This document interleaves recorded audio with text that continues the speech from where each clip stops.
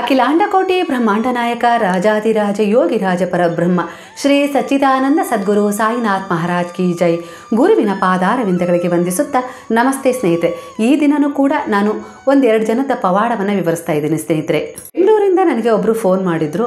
ಅವರು ಹೇಳಿದರು, ಒಂದಿನ ಅವ್ರು ಆಸ್ಪತ್ರೆಗೆ ಹೋಗಿದ್ರಂತೆ, ಮಗುಗೆ ಹುಷಾರಿಲ್ಲ ಅಂತ ಹೇಳಿ. ಅವ್ರ ಹತ್ರ 2,000 ದುಡ್ಡಿತ್ತಂತೆ. ಆದರೆ ಸ್ಕ್ಯಾನಿಂಗ್ ಮಾಡಿಸ್ಲಿಕ್ಕೆ 2,500 ಆಗುತ್ತೆ ಅಂತ ಹೇಳಿ ಅಲ್ಲಿ ಹೇಳಿದ್ರಂತೆ. ಇವರು ಕೂತ್ಕೊಂಡು ಯೋಚನೆ ಮಾಡ್ತಾ ಇದ್ರಂತೆ, ಬೇಡ ಇಷ್ಟೇ ದುಡ್ಡಿರೋದು, ಮತ್ತು ಬರೀ ಸ್ಕ್ಯಾನಿಂಗಿಗೆ ಇಷ್ಟಾದರೆ ಇನ್ನು ಮಾತ್ರೆ, ಔಷಧಿ, ಡಾಕ್ಟ್ರ್ ಫೀಸ್ ಅಂತೇಳಿ ಇನ್ನೂ ತುಂಬ ಆಗ್ಬೋದೇನೋ ಅಂತ ಹೇಳಿ ವಾಪಸ್ ಬರೋ ತೀರ್ಮಾನ ಮಾಡ್ಕೊಂಡಿದ್ರಂತೆ. ಅದೇ ಸಮಯಕ್ಕೆ ಅಲ್ಲಿ ಒಬ್ಬರು 80 ವರ್ಷ ವಯಸ್ಸಾದವರೊಬ್ಬರು ಅಜ್ಜ ಕೂತ್ಕೊಂಡಿದ್ರಂತೆ. ಅವ್ರು ಹೇಳಿದ್ರಂತೆ, ಅಮ್ಮ ಇವ್ರ ಮಾತನ್ನ ಏನು ಕೇಳ್ತೀಯಾ, ಒಳಗಡೆ ಡಾಕ್ಟ್ರ್ ಇದ್ದಾರೆ, ಅವ್ರ ಹತ್ರ ಒಂದ್ಸರಿ ಹೋಗಿ ವಿಚಾರಿಸ್ರಿ ಏನು ಅಂತ ಹೇಳ್ತಾರೆ ಅಂತ ಹೇಳಿ ಅವ್ರು ಹೇಳಿದ್ರಂತೆ ಸ್ನೇಹಿತರೆ. ಈ ಅಜ್ಜ ಹೇಳಿದ್ದು ಕೂಡ ಅವರಿಗೆ ಸರಿ ಅನ್ನಿಸ್ತಂತೆ. ಹಾಗೆ ಆಗಲಿ ಅಂತ ಹೇಳಿ ಅವರು ಡಾಕ್ಟ್ರನ್ನ ಭೇಟಿ ಆಗಲಿಕ್ಕೆ ತೀರ್ಮಾನ ಮಾಡಿದ್ರಂತೆ ಸ್ನೇಹಿತರೆ. ಇವರು ಒಳಗಡೆ ಹೋಗಿ ಡಾಕ್ಟ್ರನ್ನ ಭೇಟಿ ಆದಾಗ ತಮ್ಮ ಮಗುವನ್ನು ತೋರಿಸಿದಾಗ ಅವರು ಒಂದು 750 ರೂಪಾಯಿದೊಂದು ಸ್ಕ್ಯಾನಿಂಗ್ ಬರ್ದ್ರಂತೆ ಸ್ನೇಹಿತರೆ. ಸ್ಕ್ಯಾನಿಂಗ್ ಹೇಳಿದ್ರು ಇಲ್ಲ ಎಕ್ಸ್ರೇ ಹೇಳಿದ್ರು ನನಗೂ ಗೊತ್ತಾಗಲಿಲ್ಲ ಸ್ನೇಹಿತರೆ. ಆದರೆ ಅವರು 750 ರೂಪಾಯಿ ಆಗುತ್ತೆ ಅಂತ ಡಾಕ್ಟ್ರು ಬರ್ಕೊಟ್ರಂತೆ.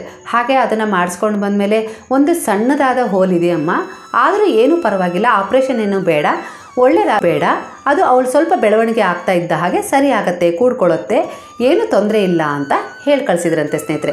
ಇದೆಲ್ಲ ಆದಮೇಲೆ ಅವ್ರಿಗೆ ಆಶ್ಚರ್ಯ ಅನಿಸ್ತತ್ತೆ. ನಮ್ಮ ಹತ್ರ ಇದ್ದಿದ್ದು 2,000 ದುಡ್ಡು. ಅವರು ಮೊದಲೇ ಇಲ್ಲಿ ಹೇಳಿದಾಗ ಅದಕ್ಕಿಷ್ಟಾಗುತ್ತೆ ಇದಕ್ಕಿಷ್ಟಾಗುತ್ತೆ ಅಂತ ಹೇಳಿ ನಮಗೆ ಅವರು ಹೇಳಿದಾಗ ನಮ್ಮ ಹತ್ರ ಇರೋ ದುಡ್ಡು ಸಾಕಾಗಲ್ಲ ಅಂತೇಳಿ ನಾವು ವಾಪಸ್ ಬರ್ತಾಯಿದ್ವಿ. ಆ ಸಮಯದಲ್ಲಿ ಆ ಅಜ್ಜ ಸಿಕ್ಕು ಒಳಗೋಗಿ ಡಾಕ್ಟ್ರ್ ಹತ್ರ ಮಾತಾಡ್ರಮ್ಮ ಎಲ್ಲ ಸರಿಯಾಗತ್ತೆ ಅಂದಿದ್ದನ್ನು ನಂಬಿ ನಾವು ಹೋದ್ವಿ. ಆದರೆ ಎಲ್ಲ ಪರೀಕ್ಷೆ ಮಾಡಿದ ಮೇಲೂ ನಮ್ಮ ಹತ್ರ ಖರ್ಚಾಗಿ ನಮ್ಮ ಹತ್ರ ಇನ್ನೂ ಸಾಕಷ್ಟು ದುಡ್ಡು ಉಳಿದಿತ್ತು.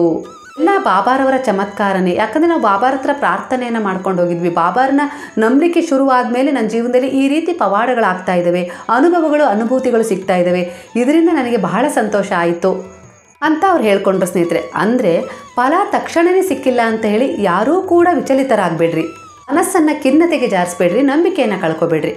ಖಂಡಿತವಾಗಿಯೂ ನೀವು ಮಾಡಿದ ಪ್ರಾರ್ಥನೆ ಎಂದಿಗೂ ವ್ಯರ್ಥ ಆಗಲ್ಲ ಸ್ನೇಹಿತರೆ. ಪ್ರಾರ್ಥನೆಗೆ ಫಲ ಇದ್ದೇ ಇದೆ. ಹಾಗೆ ಎಷ್ಟೋ ಜನ ಹೇಳ್ತಾ ಇದ್ದಾರೆ ಅಂತ ಹೇಳಿ ನಾನು ಈಗಾಗಲೇ ಹೇಳಿದ್ದೀನಿ. ಹಾಗೆ ಇನ್ನೊಬ್ಬರು ಕೂಡ ನನಗೆ ಇವತ್ತು ಫೋನ್ ಮಾಡಿದರು ಸ್ನೇಹಿತರೆ. ಅವರು ಕೂಡ ಹೇಳ್ತಾ ಇದ್ರು, ಸುತ್ತಮುತ್ತ ಹಳ್ಳಿ ಅಂತ ಹೇಳಿದರು ಸ್ನೇಹಿತರೆ. ಅವ್ರ ಊರ ಹೆಸರು ಕೂಡ ಹೇಳಿದರು, ನನ್ನ ಜೀವನದಲ್ಲಿ ನಿಮ್ಮ ಸಂದೇಶಗಳನ್ನು ಆಕಸ್ಮಿಕವಾಗಿ ಕೇಳಿದೆ. ನಾನು ಬಾಬಾರವರನ್ನು ಹಿಂದೆ ಪೂಜಿಸ್ತಿದ್ದೆ, ಆದರೆ ಬಾಬಾರವರನ್ನು ಯಾವ ರೀತಿ ಪೂಜಿಸಬೇಕು, ಯಾವ ರೀತಿ ಅವ್ರ ಜೊತೆ ನಮ್ಮ ಸಂಬಂಧವನ್ನು ಬೆಸೆದುಕೊಳ್ಬೇಕು ಅನ್ನೋದನ್ನು ನೀವು ವಿಸ್ತಾರವಾಗಿ ತಿಳಿಸ್ತಾ ಬಂದರೆ ಅದರ ಪ್ರಕಾರ ನಾನು ನಡೀಲಿಕ್ಕೆ ಶುರು ಮಾಡಿದೆ. ನನ್ನ ಜೀವನದಲ್ಲಿ ಈಗ ಅದ್ಭುತವಾದ ಬದಲಾವಣೆಗಳಾಗಿದ್ದಾವೆ. ಎಲ್ಲದಕ್ಕಿಂತ ಮೊದಲಾಗಿ ನಾನೇ ನನ್ನ ಜೀವನದಲ್ಲಿ ಪರಿವರ್ತನೆ ಹೊಂದಿದ್ದೀನಿ ಅಂತ ಹೇಳಿದರು ಸ್ನೇಹಿತರೆ. ನೀವು ಎಲ್ಲರ ವಿಚಾರದಲ್ಲಿ ಇದನ್ನೇ ಹೇಳ್ತಾರೆ ಅಂತ ಹೇಳಿ ಅನ್ಕೋಬೇಡ್ರಿ ಸ್ನೇಹಿತರೆ. ಎಲ್ಲರೂ ನನಗೆ ಫೋನ್ ಮಾಡಿ ಹೇಳ್ತಾ ಇರೋದು ಅದೇ ವಿಚಾರ. ನಾವು ನಮ್ಮನ್ನು ಬದಲಾಯಿಸ್ಕೊಂಡಿದ್ದೀವಿ, ಅದಕ್ಕಾಗಿ ನಮ್ಮ ಜೀವನದಲ್ಲಿ ಅನೇಕ ಬದಲಾವಣೆಗಳಾಗ್ತಾ ಇದ್ದಾವೆ ಅಂತ ಹೇಳಿ ಸ್ನೇಹಿತರೆ. ಹಾಗಾಗಿ ನಾನು ಯಾವಾಗಲೂ ಹೇಳೋದು, ಮನೆಯೇ ಮೊದಲ ಪಾಠಶಾಲೆ, ತಾಯಿಯೇ ಮೊದಲ ಗುರು ಅಂತ ಹೇಳಿ ಸ್ನೇಹಿತರೆ. ಆ ಮನೆಯ ಗೃಹಿಣಿ, ಆ ತಾಯಿ ಬದಲಾದರೆ ಆ ತಾಯಿಯ ವಿಚಾರಗಳು, ಯೋಚನೆಗಳು ಯಾವ ರೀತಿ ಇರ್ತವೋ ಅದೇ ರೀತಿ ಅವ್ರ ಕುಟುಂಬ ಸಾಗತ್ತೆ ಸ್ನೇಹಿತರೆ. ಅವಳನ್ನು ಅನುಸರಿಸೋದು ಮೊದಲು ಅವ್ರ ಮಕ್ಕಳೇ ಸ್ನೇಹಿತರೆ. ಹಾಗಾಗಿ ಮಕ್ಕಳಿಗೆ ಮೊದಲ ಗುರು ತಾಯಿಯಾಗಿರ್ತಾಳೆ. ತಾಯಿಯ ನಡೆ ಹೇಗಿರುತ್ತೋ ಜೀವನದ ಕಡೆಗೆ, ಬದುಕಿನ ಪಯಣದಲ್ಲಿ ತಾಯಿ ಯಾವ ರೀತಿಯಲ್ಲಿ ಸಾಕ್ತಾಳೆ ಅನ್ನೋದನ್ನು ಮಕ್ಕಳು ಅನುಸರಿಸ್ತಾರೆ ಸ್ನೇಹಿತರೆ. ಅದರ ಪ್ರಕಾರನೇ ಅವರ ನಡಿಗೆ ಆಗಿರುತ್ತೆ, ಆಲೋಚನೆಗಳಾಗಿರ್ತವೆ, ಅವರ ಆಚಾರ ವಿಚಾರಗಳಾಗಿರ್ತವೆ. ಹಾಗಾಗಿ ಅವರು ಹೇಳಿದ್ದು ಅದನ್ನೇ ಸ್ನೇಹಿತರೆ. ನಾನು ನನ್ನಲ್ಲಿ ಅನೇಕ ರೀತಿಯ ಬದಲಾವಣೆಯನ್ನು ತಂದುಕೊಂಡಿದ್ದೀನಿ. ಬಾಬಾರವರ ಪೂಜೆಯನ್ನು ಮಾಡಲಿಕ್ಕೆ ಶುರು ಮಾಡಿದ ಮೇಲೆ ನಾವು ಒಂದು ಮನೆಯನ್ನು ತಗೊಂಡ್ವಿ, ಎಲ್ಲ ಒಳ್ಳೆಯದಾಗ್ತಾ ಇದೆ. ಹಾಗೆ ನಮ್ಮ ಗಂಡನಿಗೆ ಹೊರೆ ಆಗತ್ತೆ ಅಂತ ಹೇಳಿ ನಾನು ಕೂಡ ಮನೆಯಲ್ಲಿ ಚಪಾತಿ ಮಾಡಿ ಹೋಟೆಲ್ಗೆ ಮಾರುವ ಒಂದು ಬಿಸ್ನೆಸ್ ಶುರು ಮಾಡಿದ್ದೀನಿ. ಅದರಲ್ಲೂ ಕೂಡ ನನಗೀಗ ಹೆಚ್ಚೆಚ್ಚು ಆರ್ಡ್ರ್ ಬರ್ತಾ ಇದೆ. ಅದರಿಂದ ನನಗೆ ತುಂಬ ಅನುಕೂಲ ಆಗ್ತಾ ಇದೆ. ಮಕ್ಕಳ ಫೀಸ್ ಕಟ್ಟಲಿಕ್ಕಾಗಿರ್ಬೋದು, ಇಲ್ಲವೇ ಸಂಸಾರ ನಡೆಸಲಿಕ್ಕಾಗಿರ್ಬೋದು, ಅದರಲ್ಲಿ ನಮಗೆ ಈಗ ಸರಿ ಆಗ್ತಾ ಇದೆ. ಅದರಿಂದ ನಮ್ಮ ಮನೆಯವರ ಸಂಬಳ ನಮ್ಮ ಮನೆ ಲೋನಿಗೆ ಹೋಗ್ತಾ ಇದೆ. ಇದರಿಂದ ನಮಗೆ ಅನುಕೂಲ ಆಗಿದೆ. ಬಾಬಾರವರ ಅನುಗ್ರಹ ಆಶೀರ್ವಾದ ತುಂಬ ಇದೆ. ನಿಮ್ಮ ವಿಡಿಯೋಗಳನ್ನು, ನಿಮ್ಮ ಸಂದೇಶಗಳನ್ನು ಕೇಳ್ತೇನೆ. ನಾನು 2-3 ತಾಸುಗಳ ಕಾಲ ನಿಂತೆ ಚಪಾತಿಯನ್ನು ಮಾಡ್ತಾ ಇದ್ದೀನಿ. ನನ್ನಲ್ಲಿ ಏನೋ ಒಂದು ಸಕಾರಾತ್ಮಕ ಆಲೋಚನೆಗಳು ಮೂಡ್ತಾ ಇದ್ದಾವೆ, ದೃಢವಾದ ವಿಶ್ವಾಸ ಮೂಡ್ತಾ ಇದೆ. ಏನನ್ನಾದರೂ ಸಾಧಿಸಬಲ್ಲೆ ಅನ್ನುವ ಛಲ, ಆತ್ಮಬಲ ಮೂಡ್ತಾ ಇದೆ. ಇದಕ್ಕೆಲ್ಲ ನಿಮ್ಮ ಸಂದೇಶಗಳು ಕಾರಣ ಅಂತ ಹೇಳ್ತಾ ಇದ್ದಾರೆ ಸ್ನೇಹಿತರೆ ಅವರು. ಹಾಗೆ ಅವ್ರ ಮಕ್ಕಳಲ್ಲೂ ಕೂಡ ಅನೇಕ ರೀತಿಯ ಬದಲಾವಣೆ ಆಗ್ತಾ ಇದೆಯಂತೆ. ಅವ್ರ ಮಕ್ಕಳಿಗೂ ಕೂಡ ಈ ಸಂದೇಶಗಳನ್ನು ಕೇಳಿಸ್ತಾ ಇದ್ದಾರಂತೆ. ಇದರಿಂದ ಅವರ ಮಗಳು 8ನೇ ಕ್ಲಾಸ್ ಓದ್ತಾ ಇದ್ದವಳು, ಅಮ್ಮ ನಾನು ಏನಾದರೂ ಮಾಡಿ ಶ್ರಮಪಟ್ಟು ಚೆನ್ನಾಗಿ ಓದ್ತೀನಮ್ಮ, ಚೆನ್ನಾಗಿ ಓದಿ ಈ ಸರಿ ತುಂಬ ಚೆನ್ನಾಗಿ ಮಾರ್ಕ್ಸ್ ತೆಗಿತೀನಮ್ಮ ಅಂತೇಳಿ ಅವ್ರ ಅಮ್ಮನಿಗೆ ಹೇಳಿದ್ಲಂತೆ. ಅದೇ ಪ್ರಕಾರ 96% ಮಾರ್ಕ್ಸ್ ತೆಗೆದಿದ್ದಾಳಂತೆ. ಹಾಗೆ ಅವಳಲ್ಲೂ ಕೂಡ ಈಗ ತುಂಬ ಬದಲಾವಣೆ ಆಗಿದಂತೆ. ಹಾಗೆ ಅವ್ರ ಮಗ 4ನೇ ಕ್ಲಾಸ್ ಹೋಗ್ತಾ ಇದ್ದಾನಂತೆ. ಅವನು ಕೂಡ ಬಾಬಾರವರ ಸಂದೇಶಗಳನ್ನು ಕೇಳಲಿಕ್ಕೆ ಶುರು ಮಾಡಿದ ಮೇಲೆ ಇವರ ಅಮ್ಮ ಏನು ಬಾಬಾರವರ ಒಂದು ಪೂಜೆ ಆಗಲಿ ಪುನಸ್ಕಾರವಾಗಲಿ ಗುರುವನ್ನು ಈ ರೀತಿ ನಂಬಿದರೆ ಒಳ್ಳೆಯದಾಗತ್ತೆ ಅಂತ ಏನು ಹೇಳ್ತಾ ಇದ್ದಾರಲ್ಲ ಮಗನಿಗೆ, ಅದನ್ನು ಅವಲಂಬಿಸ್ತಾ ಇದ್ದಾರಂತೆ. ಅದರಿಂದ ದಿನನಿತ್ಯ ಬೆಳಗ್ಗೆ ಅವನೇ ಎದ್ದು ಬೆಳಗ್ಗೆ ಪೂಜೆ ಮಾಡಿ ಶಾಲೆಗೆ ಹೋಗೋ ಪರಿಪಾಠವನ್ನು ಬೆಳೆಸ್ಕೊಂಡಿದ್ದಾನಂತೆ ಸ್ನೇಹಿತರೆ. ಈ ರೀತಿ ಬದಲಾವಣೆಯನ್ನು ನೋಡಿ ನಂಗೆ ತುಂಬ ಅಂದರೆ ತುಂಬ ಸಂತೋಷ ಆಗ್ತಾ ಇದೆ. ನಾವು ಜೀವನದಲ್ಲಿ ಹಿಂದೆ ತಪ್ಪುಗಳನ್ನು ಮಾಡಿದ್ದೀವಿ, ಇಲ್ಲ ಅಂತ ಅಲ್ಲ ಅಮ್ಮ, ಆದರೆ ಈಗಲಾದರೂ ನಮಗೆ ತಿದ್ಕೊಳ್ಳಿಕ್ಕೆ ಒಂದು ಅವಕಾಶ ಸಿಗ್ತಲ್ಲ, ಈಗಲಾದರೂ ನಾವು ಬದಲಾಗಿದ್ದೀವಲ್ಲ ಅದಕ್ಕೆ ಖುಷಿ ಆಗ್ತಾ ಇದೆ ಅಂತ ಹೇಳಿದರು ಸ್ನೇಹಿತರೆ. ಹೌದು ಸ್ನೇಹಿತರೆ, ನಮಗೆ ಹಿಂದೆ ಏನು ನಡೀತೋ ನಮ್ಮ ಜೀವನದಲ್ಲಿ ಅದು ನಮಗೀಗ ಬೇಡ. ಈಗ ನಾವು ವರ್ತಮಾನದಲ್ಲಿ ಏನು ನಡೀತೀವಲ್ಲ ಅದು ನಮ್ಮ ಭವಿಷ್ಯತ್ ಕಾಲವನ್ನು ರೂಪಿಸ್ಕೊಡುತ್ತೆ ಸ್ನೇಹಿತರೆ. ನಾವು ಎಂದಿಗೂ ಮರಿಬಾರ್ದು ಅಲ್ವಾ? ಹಾಗೆ ಅವರು ಕೂಡ ಹೇಳ್ಕೊಂಡಾಗ ನಾನು ಅದನ್ನೇ ಹೇಳಿದೆ. ಈಗ ನಿಮ್ಮ ಜೀವನದಲ್ಲಿ ನೀವು ಅನೇಕ ರೀತಿಯಲ್ಲಿ ಅನೇಕ ರೀತಿಯ ಬದಲಾವಣೆಯನ್ನು ತಂದುಕೊಂಡಿದ್ದೀರಾ, ನಿಮ್ಮನ್ನು ನೀವು ಬದಲಾಯಿಸ್ಕೊಂಡಿದ್ದೀರಿ ಅಂದರೆ ಇದಕ್ಕಿಂತ ಪವಾಡ ಏನು ಬೇಕು? ಅವರು ಹೇಳಿದರು, ನಮ್ಮ ಮನೆಯಲ್ಲಿ ಒಂದೊಂದ್ಸರಿ ತುಂಬ ಜಗಳ ಆಗುತ್ತೆ ನನಗೂ ನಮ್ಮ ಮನೆಯವರಿಗೂ. ಆಗ ನಾನೇ ಬಾಬಾರವರ ಹೆಸರನ್ನು ಹೇಳಿ ನಾಮಸ್ಮರಣೆಯನ್ನು ಮಾಡ್ತಾ ಹಿಂಸರಿತಾ ಇದ್ದೀನಿ. ಇದರಿಂದ ಮನೆಯಲ್ಲಿ ಶಾಂತಿ ಮೂಡ್ತಾ ಇದೆ. ನಮ್ಮ ಇಬ್ಬರಲ್ಲೂ ಈಗ ಈಗ ಅಂತರ ಕಡಿಮೆ ಆಗ್ತಾ ಇದೆ. ಸಾಮರಸ್ಯ ಸ್ವಲ್ಪ ಸ್ವಲ್ಪ ಮಟ್ಟಿಗೆ ಹೆಚ್ಚಾಗೋ ಲಕ್ಷಣಗಳು ಕಾಣ್ತಾ ಇದ್ದಾವೆ. ಹಾಗೆ ಇದು ಒಂದಲ್ಲ ಒಂದು ದಿವಸ ಒಳ್ಳೆ ರೀತಿಯಲ್ಲಿ ಪರಿವರ್ತನೆ ಆಗುತ್ತೆ. ನಮ್ಮ ಮನೆಯವರು ಸಂಪೂರ್ಣವಾಗಿ ಬದಲಾಗ್ತಾರೆ. ಗಂಡ ಹೆಂಡತಿ ಮಧ್ಯೆ ಜಗಳ ಆಗೇ ಆಗುತ್ತೆ ಸ್ನೇಹಿತರೆ. ಜಗಳ ಇಲ್ಲದೆ ಯಾವ ಸಂಸಾರನೂ ಇರೋದಿಲ್ಲ. ಜಗಳ ಎಷ್ಟರ ಮಟ್ಟಿಗಿರಬೇಕು ಅಂದರೆ ಉಂಡು ಮಲಗುವವರೆಗೆ ಅಷ್ಟೇ ಇರಬೇಕು ಸ್ನೇಹಿತರೆ. ಅದೇ ಹಠವಾಗಿ ದಿನನಿತ್ಯ ಬೆಳೀತಾ ಹೋದರೆ ಆ ಸಂಸಾರದಲ್ಲಿ ಯಾವುದೇ ರೀತಿ ಸಾಮರಸ್ಯ ಇರಲ್ಲ. ಹಾಗೆ ಗಂಡ ಹೆಂಡತಿಯ ಮಧ್ಯೆ ಒಂದು ಅವಿನಾಭಾವ ಸಂಬಂಧವೂ ಇರಲ್ಲ, ಹಾಗೆ ಪ್ರೀತಿ ವಿಶ್ವಾಸವೂ ಇರಲ್ಲ ಸ್ನೇಹಿತರೆ. ಅದನ್ನೇ ಹಾಗೆಯೇ ರೀತಿಯಲ್ಲಿ ಸಾಧಿಸ್ತಾ ಹೋಗಬಾರ್ದು. ಗಂಡ ಹೆಂಡತಿ ಅಂದಮೇಲೆ ಒಂದೇ, ಅವರಿಬ್ಬರ ಮಧ್ಯೆ ಒಂದು ಮಾತು ಬರುತ್ತೆ ಹೋಗುತ್ತೆ. ಅದೇ ಇನ್ನೊಬ್ಬರ ವಿಚಾರವನ್ನು ಕಟ್ಕೊಂಡು ನಾವು ನಮ್ಮ ಸಂಸಾರವನ್ನು ಹಾಳು ಮಾಡ್ಕೋಬಾರ್ದು, ನಮ್ಮ ಪ್ರೀತಿ ವಿಶ್ವಾಸವನ್ನು ಕಳೆದುಕೊಳ್ಬಾರ್ದು ಅಲ್ವಾ? ಇನ್ನೊಬ್ಬರು ನಮ್ಮ ಮಧ್ಯೆ ಏನಾದರೂ ಬಿರುಕು ಮೂಡಿಸುವ ವಿಚಾರ ಮಾತಾಡ್ತಾ ಇದ್ದಾರೆ ಅಂದರೆ ಆ ವಿಚಾರವನ್ನು ಕಿವಿಯಿಂದ ಕೇಳಬೇಕು, ಈ ಕಿವಿಯಿಂದ ಬಿಟ್ಬಿಡಬೇಕು ಸ್ನೇಹಿತರೆ. ಅದು ಬಿಟ್ಟು ಅದನ್ನು ಮತ್ತೆ ನಾವಿಬ್ಬರೇ ಇದ್ದಾಗ ಮತ್ತೆ ಆ ವಿಚಾರವನ್ನು ಮಾತಾಡಿಕೊಂಡು ಕೆದಕಬಾರ್ದು. ಕೆದಕಿದಷ್ಟು ಗಾಯದ ಆಳ ಜಾಸ್ತಿ ಆಗ್ತಾ ಹೋಗುತ್ತೆ ಹೊರತು ಗುಣ ಆಗಲ್ಲ ಸ್ನೇಹಿತರೆ. ಹಾಗಾಗಿ ಅದನ್ನು ಆದಷ್ಟು ಒಳ್ಳೊಳ್ಳೆ ವಿಚಾರಗಳನ್ನು ಮೂಡಿಸ್ಕೊಳ್ಳೋದ್ರ ಜೊತೆಗೆ ಮಾತಾಡೋದ್ರ ಜೊತೆಗೆ ಆ ಗಾಯವನ್ನು ನಾವು ವಾಸಿ ಆಗಲಿಕ್ಕೆ ಬಿಡಬೇಕು. ಸಂಸಾರ ಎತ್ತು ಏರಿಗೆ ಕೋಣ ನೀರಿಗೆ ಅನ್ನೋದು ಆಗೋದಿಲ್ಲ ಸ್ನೇಹಿತರೆ. ಆಗ ಸಾಮರಸ್ಯ ಮೂಡ್ತಾ ಹೋಗುತ್ತೆ. ನಮ್ಮ ಕುಟುಂಬದಲ್ಲಿ ನಾವು ಈ ರೀತಿ ಸಾಮರಸ್ಯವನ್ನು ಕಂಡುಕೊಂಡಾಗ ನಮ್ಮ ಮಕ್ಕಳು ಅದನ್ನೇ ನೋಡಿ ಬೆಳೀತಾರೆ, ಅವರು ಕೂಡ ಅದನ್ನೇ ಅನುಸರಿಸ್ತಾರೆ. ಈಗ ಇವರೇ ಹೇಳಿದ್ರಲ್ಲ, ಬಾಬಾರವರ ಸಂದೇಶಗಳನ್ನು ನಾನು ನಮ್ಮ ಮಕ್ಕಳಿಗೆ ಕೇಳಿಸ್ತಾ ಇದ್ದೀನಿ, ಹಾಗೆ ಬಾಬಾರವರ ಬಗ್ಗೆ ನೀವು ಹೇಳಿದ ರೀತಿಯಲ್ಲಿ ಪರಿಚಯನ ಮಾಡಿಸ್ಕೊಡ್ತಾ ಇದ್ದೀನಿ. ಇವರು ಗುರುಗಳು, ಇವರನ್ನು ಆರಾಧಿಸಿದ ಜೀವನದಲ್ಲಿ ನಾವು ಎಲ್ಲದನ್ನು ಸಾಧಿಸ್ಬೋದು, ಎಲ್ಲದನ್ನು ಪಡಿಬೋದು. ಇವರ ಮಾರ್ಗದರ್ಶನ ಇದ್ದರೆ ನಮ್ಮ ಪಾಪ ಕರ್ಮಗಳನ್ನು ಕಳ್ಕೊಳ್ಳೋ ದಾರಿ ನಮಗೆ ಸಿಗುತ್ತೆ, ಒಳ್ಳೆಯ ಕರ್ಮಗಳನ್ನು ವೃದ್ಧಿಸ್ಕೊಳ್ಳುವ ಮಾರ್ಗದರ್ಶನ ಸಿಗುತ್ತೆ. ಈಗ ಜಗಳ ಬರುತ್ತೆ ಇಲ್ಲ ಅಂತಲ್ಲ, ಈಗ ನಾನೇ ಸುಮ್ಮನಾಗ್ತಾ ಇದ್ದೀನಿ. ಜಗಳದಲ್ಲೂ ಪ್ರೀತಿ ಇದೆ, ಅವರು ನನ್ನ ಬಗ್ಗೆ ಕಾಳಜಿ ವಹಿಸ್ತಾ ಇದ್ದಾರೆ. ಅದಕ್ಕೆ ಒಂದಲ್ಲ ಒಂದು ರೀತಿಯಲ್ಲಿ ಏನಾದರೂ ವಿಚಾರ ಬಂದು ಜಗಳ ಆಗ್ತಾ ಇದೆ. ನನಗೆ ಆ ಕಾಳಜಿ ಈಗ ಅರ್ಥ ಆಗ್ತಾ ಇದೆ. ಹಾಗಾಗಿ ನಾನೇ ಹಿಂದಕ್ಕೆ ಸರಿತಾ ಇದ್ದೀನಿ, ನಾನೇ ಸಹನೆಯಿಂದ ತಾಳ್ಮೆಯಿಂದ ಇರ್ತಾ ಇದ್ದೀನಿ. ಇದರಿಂದ ಮನೆಯಲ್ಲಿ ಶಾಂತಿ ನೆಲೆಸ್ತಾ ಇದೆ, ನೆಮ್ಮದಿ ಇದೆ. ಹಾಗೆ ನಾನು ಮಾಡ್ತಾ ಇರೋ ವ್ಯಾಪಾರದಲ್ಲೂ ಕೂಡ ನನಗೆ ಏಳಿಗೆ ಸಿಗ್ತಾ ಇದೆ. ಇದರಿಂದ ಮಹಾಲಕ್ಷ್ಮಿ ನಮ್ಮ ಮನೆಯಲ್ಲಿ ನೆಲೆಸ್ತಾ ಇದ್ದಾಳೆ ಅನ್ನೋದೇ ಅರ್ಥ ಆಗುತ್ತೆ ಅಲ್ವಾ ಸ್ನೇಹಿತರೆ? ಹಾಗಾಗಿ ನಾವು ಎಲ್ಲಿ ಒಬ್ರಿಗೊಬ್ರು ಗೌರವ ಕೊಟ್ಕೊಂಡು ಮನೆಯನ್ನು ಶಾಂತಿಯುತವಾಗಿ ಇಟ್ಕೊಳ್ತಾ ಹೋಗ್ತೀವೋ ಆ ಮನೆಯಲ್ಲಿ ಮಹಾಲಕ್ಷ್ಮೀ ನಾರಾಯಣರು ನೆಲೆಸ್ತಾರೆ ಸ್ನೇಹಿತರೆ. ಇಲ್ಲ ಅಂದರೆ ಮನೆಯಲ್ಲಿ ಪದೇ ಪದೇ ಜಗಳ, ಕಿರಿಕಿರಿ, ಒಬ್ರನ್ನೊಬ್ರು ಮರ್ಯಾದೆ ಕೊಡದೆ ಆಧರಿಸದೆ ಬೈಕೊಳ್ಳೋದು, ನಾನು ಹೆಣ್ಣು ನಾನೇ ಹೆಚ್ಚು, ನಾನು ಗಂಡು ನಾನೇ ಹೆಚ್ಚು ಅಂತೇಳಿ ವಾದ ವಿವಾದ ಮಾಡ್ಕೊಳ್ಳೋದಾಗಲಿ, ಇಲ್ಲವೇ ನನಗೆ ಅದೇ ಬೇಕು ಇದು ಬೇಕು ಅಂತ ಹಠ ಸಾಧಿಸಿ ಪಡ್ಕೊಳ್ಳೋದೇ ಆಗಲಿ, ಹಠಕ್ಕೆ ನಿಂತು ಯಾವುದನ್ನು ಪಡ್ಕೊಳ್ಳಿಕ್ಕೆ ಸಾಧ್ಯ ಇಲ್ಲ ಸ್ನೇಹಿತರೆ. ಹಾಗಾಗಿ ಈ ರೀತಿ ಅವರು ಅಭ್ಯಾಸಗಳನ್ನು ಬದಲಾಯಿಸ್ಕೊಂಡಿರೋದ್ರಿಂದನೇ ತಾನೇ ಅವ್ರ ಜೀವನದಲ್ಲಿ ಅವರು ಏಳಿಗೆ ಕಾಣ್ತಾ ಇರೋದು. ಉದಾಹರಣೆ ಇವರೇ ಆಗಿದಾರಲ್ಲ, ಇದಕ್ಕಿಂತ ಪವಾಡ ಇನ್ನೇನು ಬೇಕು ಹೇಳ್ರಿ? ಸ್ವಲ್ಪ ತಾಳ್ಮೆ ಇರಬೇಕಷ್ಟೇ, ಎಲ್ಲದಕ್ಕೂ ಫಲ ಸಿಕ್ಕೇ ಸಿಗುತ್ತೆ. ಮೊದಲು ನಾವು ನಮ್ಮನ್ನು ಒಳ್ಳೆಯ ರೀತಿ ನೀತಿ ನಡವಳಿಕೆಯಿಂದ ವಿಚಾರಗಳಿಂದ ಯೋಚನೆಗಳಿಂದ ಬದಲಾಯಿಸ್ಕೊಳ್ಬೇಕು. ಇದೇ ಮೊದಲ ಪವಾಡ ಸ್ನೇಹಿತರೆ. ನಂತರ ಗುರುವು ನಮಗೆ ಏನು ತಿಳಿಸ್ತಾರೆ, ಯಾವ ದಾರಿ ತೋರಿಸ್ತಾರೆ, ಯಾವ ಅವಕಾಶ ಕೊಡ್ತಾರೆ, ಅದು ನಮ್ಮ ಗಮನಕ್ಕೆ ಬರ್ತಾ ಹೋಗುತ್ತೆ. ಅದರಲ್ಲಿ ನಾವು ಸಾಕ್ತಾ ಹೋದಾಗ ನಮ್ಮ ಜೀವನ ಉನ್ನತಿಯ ದಡವನ್ನು ಸೇರುತ್ತೆ ಸ್ನೇಹಿತರೆ. ಬಿಟ್ಟು ಮನೆಯಲ್ಲೇ ಒಬ್ರಿಗೊಬ್ರು ಹೊಂದಾಣಿಕೆ ಇಲ್ಲದೆ ನಾವು ಪದೇ ಪದೇ ಜಗಳ ಮಾಡ್ಕೊಳ್ಳೋದು, ಕಿರಿಕಿರಿ ಮಾಡ್ಕೊಳ್ಳೋದು, ಬೇರೆಯವರ ವಿಚಾರಕ್ಕೆ ಅನಗತ್ಯವಾದ ಸಮಸ್ಯೆಗಳನ್ನು ನಾವೇ ತಂದ್ಕೊಳ್ಳೋದು ಮಾಡ್ಕೊಳ್ತಾ ಹೋದರೆ ನಮ್ಮ ಜೀವನ ಹಾಳಾಗತ್ತೆ. ಹೇಳೋರೇನು, ಇವಾಗ ಹೇಳಿ ಹೋಗ್ಬಿಡ್ತಾರೆ, ಆದರೆ ಹಾಳಾಗೋದು ಯಾರು? ನಾವೇ ಅಲ್ವಾ? ಪ್ರೀತಿ ವಿಶ್ವಾಸ ಕಳ್ಕೊಳ್ಳೋದು ಯಾರು? ಆಗೋದು ಪ್ರೀತಿ ವಿಶ್ವಾಸ ನಮ್ಮಲ್ಲೇ ತಾನೇ ದೂರವಾಗೋದು. ಹಾಗಾಗಿ ನಾವು ಮೂರನೆಯವರ ಮಾತಿಗೆ ಬೆಲೆ ಕೊಡಬಾರ್ದು. ನಮ್ಮಿಬ್ಬರಲ್ಲಿ ಒಳ್ಳೆಯ ಹೊಂದಾಣಿಕೆ ಇದೆಯಾ, ನಮ್ಮಿಬ್ಬರಲ್ಲಿ ಪ್ರೀತಿ ವಿಶ್ವಾಸ ಇದೆಯಾ, ಅದ್ರ ಬಗ್ಗೆ ಮೊದಲು ನಾವು ಗೌರವ ಕೊಡಬೇಕು, ಆಧರಿಸಬೇಕು, ನಂಬಬೇಕು ಸ್ನೇಹಿತರೆ. ಆಗ ನಮ್ಮ ಸಂಸಾರ ಸರಿಯಾಗಿ ಸಾಗತ್ತೆ. ಸಂಸಾರ ನಿಂತಿರೋದು ಒಬ್ಬರ ಮೇಲೆ ಒಬ್ಬರ ನಂಬಿಕೆ ಇರೋದ್ರಿಂದ ಸ್ನೇಹಿತರೆ, ಒಬ್ಬರ ಮೇಲೆ ಒಬ್ಬರಿಗೆ ನಂಬಿಕೆ ಇರೋದ್ರಿಂದ, ನಂಬಿಕೆಯ ಆಧಾರದ ಮೇಲೆ ಜೀವನ ನಡೆಯುತ್ತೆ ಸ್ನೇಹಿತರೆ. ನೀವು ಒಬ್ಬರೊಬ್ಬರೇ ದಿನನಿತ್ಯ ಹೇಳ್ಕೊಳ್ತಾರಲ್ಲ, ನಿಮಗೇನೋ ಅನಿಸ್ಬೋದು ಪದೇ ಪದೇ ಇದೇ ವಿಚಾರ ಹೇಳ್ತಾರಲ್ಲ. ಯಾಕಂದರೆ ಪದೇ ಪದೇ ನನಗೆ ಇದೇ ವಿಚಾರ ಫೋನ್ ಮಾಡಿ ತಿಳಿಸ್ತಾ ಇದ್ದಾರೆ, ನಾನು ಬದಲಾಗ್ತಾ ಇದ್ದೀನಿ, ಅದರಿಂದ ನನ್ನ ಕುಟುಂಬ ಬದಲಾಗ್ತಾ ಇದೆ ಅಂತೇಳಿ. ಹಾಗಾಗಿ ನಾನು ಅದನ್ನೇ ನಿಮಗೆ ತಿಳಿಸ್ಬೇಕಲ್ವಾ. ಇಷ್ಟು ಜನರಲ್ಲೂ ಸ್ವಲ್ಪ ಜನನಾದರೂ ಹೇಳ್ತಾ ಇದ್ದಾರಲ್ಲ, ನಾನೀಗ ಸಂಪೂರ್ಣವಾಗಿ ಬದಲಾಗಿದ್ದೀನಿ, ಸಿಟ್ಟನ್ನು ಕಡಿಮೆ ಮಾಡ್ಕೊಂಡಿದ್ದೀನಿ ಅಂತ ಯಾರೋ ಒಬ್ಬರು ಹೇಳಿದರು. ಹಾಗೆ ಈಗ ನಾನೇ ನನ್ನ ಗಂಡ ಜಗಳ ಮಾಡಿದಾಗ ಬಾಬನ ನಾಮ ಜಪ ಮಾಡ್ತಾ ಸುಮ್ಮನೆ ಹಾಕ್ಬಿಡ್ತಾ ಇದ್ದೀನಿ, ಹಿಂದೆ ಸರಿತಾ ಇದ್ದೀನಿ, ಇದರಿಂದ ನಮ್ಮ ಮನೇಲಿ ಶಾಂತಿ ನೆಲೆಸ್ತಾ ಇದೆ ಅಂತ ಇವ್ರು ಹೇಳ್ಕೊಳ್ತಾ ಇದ್ದಾರೆ. ಹಾಗೆ ಯಾರೋ ಒಬ್ರು ನನಗೆ ಹಿಂದೆ ಕೂಡ ಫೋನ್ ಮಾಡಿದ್ರು. ಅವರು ಹೇಳಿದ್ರು, ನಾನು ಒಬ್ಬರಿಗೆ ಬಾಬಾರವರ ಭಾವಚಿತ್ರ ಕೊಡಿಸ್ಬೇಕು ಅಂತೇಳಿ ಇಷ್ಟಪಟ್ಟೆ, ನಮ್ಮ ಮನೆಯವ್ರ ಎದುರಿಗೆ ಹೇಳಿದೆ, ಮೊದಲಿಗೆ ತಂದು ಕೊಡ್ತೀನಿ ಅಂತ ಹೇಳಿದರು. ಆಮೇಲೆ ಅವರಿಗೆ ನೀನು ಯಾಕೆ ಕೊಡಬೇಕು ಅಂತ ಹೇಳಿ ಕೇಳಿದರು. ನನಗೆ ತುಂಬ ಬೇಜಾರಾಯಿತು. ಅವ್ರು ಯಾಕೆ ಹಾಗೆ ಹೇಳಿದರು ಅಂದರೆ, ನೀನು ಬಾಬಾನ ಇಷ್ಟು ಪೂಜೆ ಮಾಡ್ತೀಯ, ಆದರೂ ಕೂಡ ನಮಗೆ ಸ್ವಲ್ಪ ಸಮಸ್ಯೆಗಳಿದ್ದಾವೆ, ಅವು ಯಾವಾಗ ಬಗೆಹರಿತವೆ, ನೀನು ಪೂಜೆ ಮಾಡ್ತಾ ಇರೋದೇ ಸರಿ ಇಲ್ಲ, ಬಾಬಾನ ನಂಬಿರೋದೇ ಸರಿ ಇಲ್ಲ ಅಂತ ಹೇಳಿ ಈ ರೀತಿ ಮಾತಾಡಿದರು. ಅದಕ್ಕೆ ನಾನು ನೀವು ಭಾವಚಿತ್ರ ತಂದು ಕೊಡೋದು ಬೇಡ ಅಂತ ಹೇಳಿ ಹೇಳಿದೆ. ಹಾಗೆ ನಮ್ಮ ನಾದ್ನಿಯವರು ಹೇಳಿದರು, ನಾನೊಂದು ಭಾವಚಿತ್ರ ಕಳಿಸ್ಕೊಡ್ರಿ ಅಂತ ಹೇಳಿದೆ.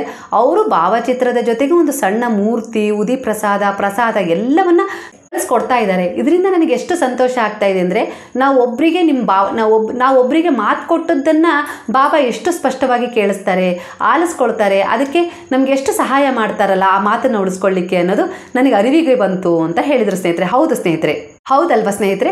ಅವ್ರು ಏನಂತ ಮಾತು ಕೊಟ್ಟಿದ್ರು, ನಾನು ನಿಮ್ಗೊಂದು ಭಾವಚಿತ್ರವನ್ನು ಕೊಡ್ತೀನಿ, ಬಾಬಾರ್ದು ಪೂಜೆ ಮಾಡಿರಿ ಒಳ್ಳೇದಾಗತ್ತೆ ಅಂತ ಅವ್ರು ಯಾರಿಗೋ ಹೇಳಿದರು ಸ್ನೇಹಿತರೆ. ಆದರೆ ಅದನ್ನು ಕೊಡೋಕ್ಕಾಗ್ತಾ ಇರಲಿಲ್ಲ. ಮನೆಯವರಿಗೆ ಹೇಳಿದರು, ಪೇಟೆಗೆ ಹೋದಾಗೆಲ್ಲ ಒಂದು ತಂದುಕೊಡ್ರಿ ಅಂತ ಹೇಳಿದರು.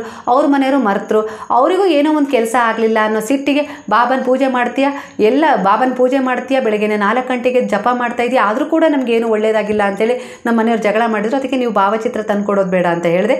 ನಮ್ಮ ನಾದ್ನಿಯವರು ಇದ್ದಕ್ಕಿದ್ದ ಹಾಗೆ ಫೋನ್ ಮಾಡಿದರು. ಹತ್ರ ಈ ರೀತಿ ಹೇಳಿದಾಗ ಅವರು ಭಾವಚಿತ್ರ, ಮೂರ್ತಿ ಎಲ್ಲ ತಗೊಂಡಿದ್ದೀನಿ, ಕಳಿಸ್ಕೊಡ್ತಾ ಇದ್ದೀನಿ ಅಂತ ಹೇಳಿದರು. ನಂಗೆ ತುಂಬ ಅಂದರೆ ತುಂಬ ಸಂತೋಷ ಆಯಿತು.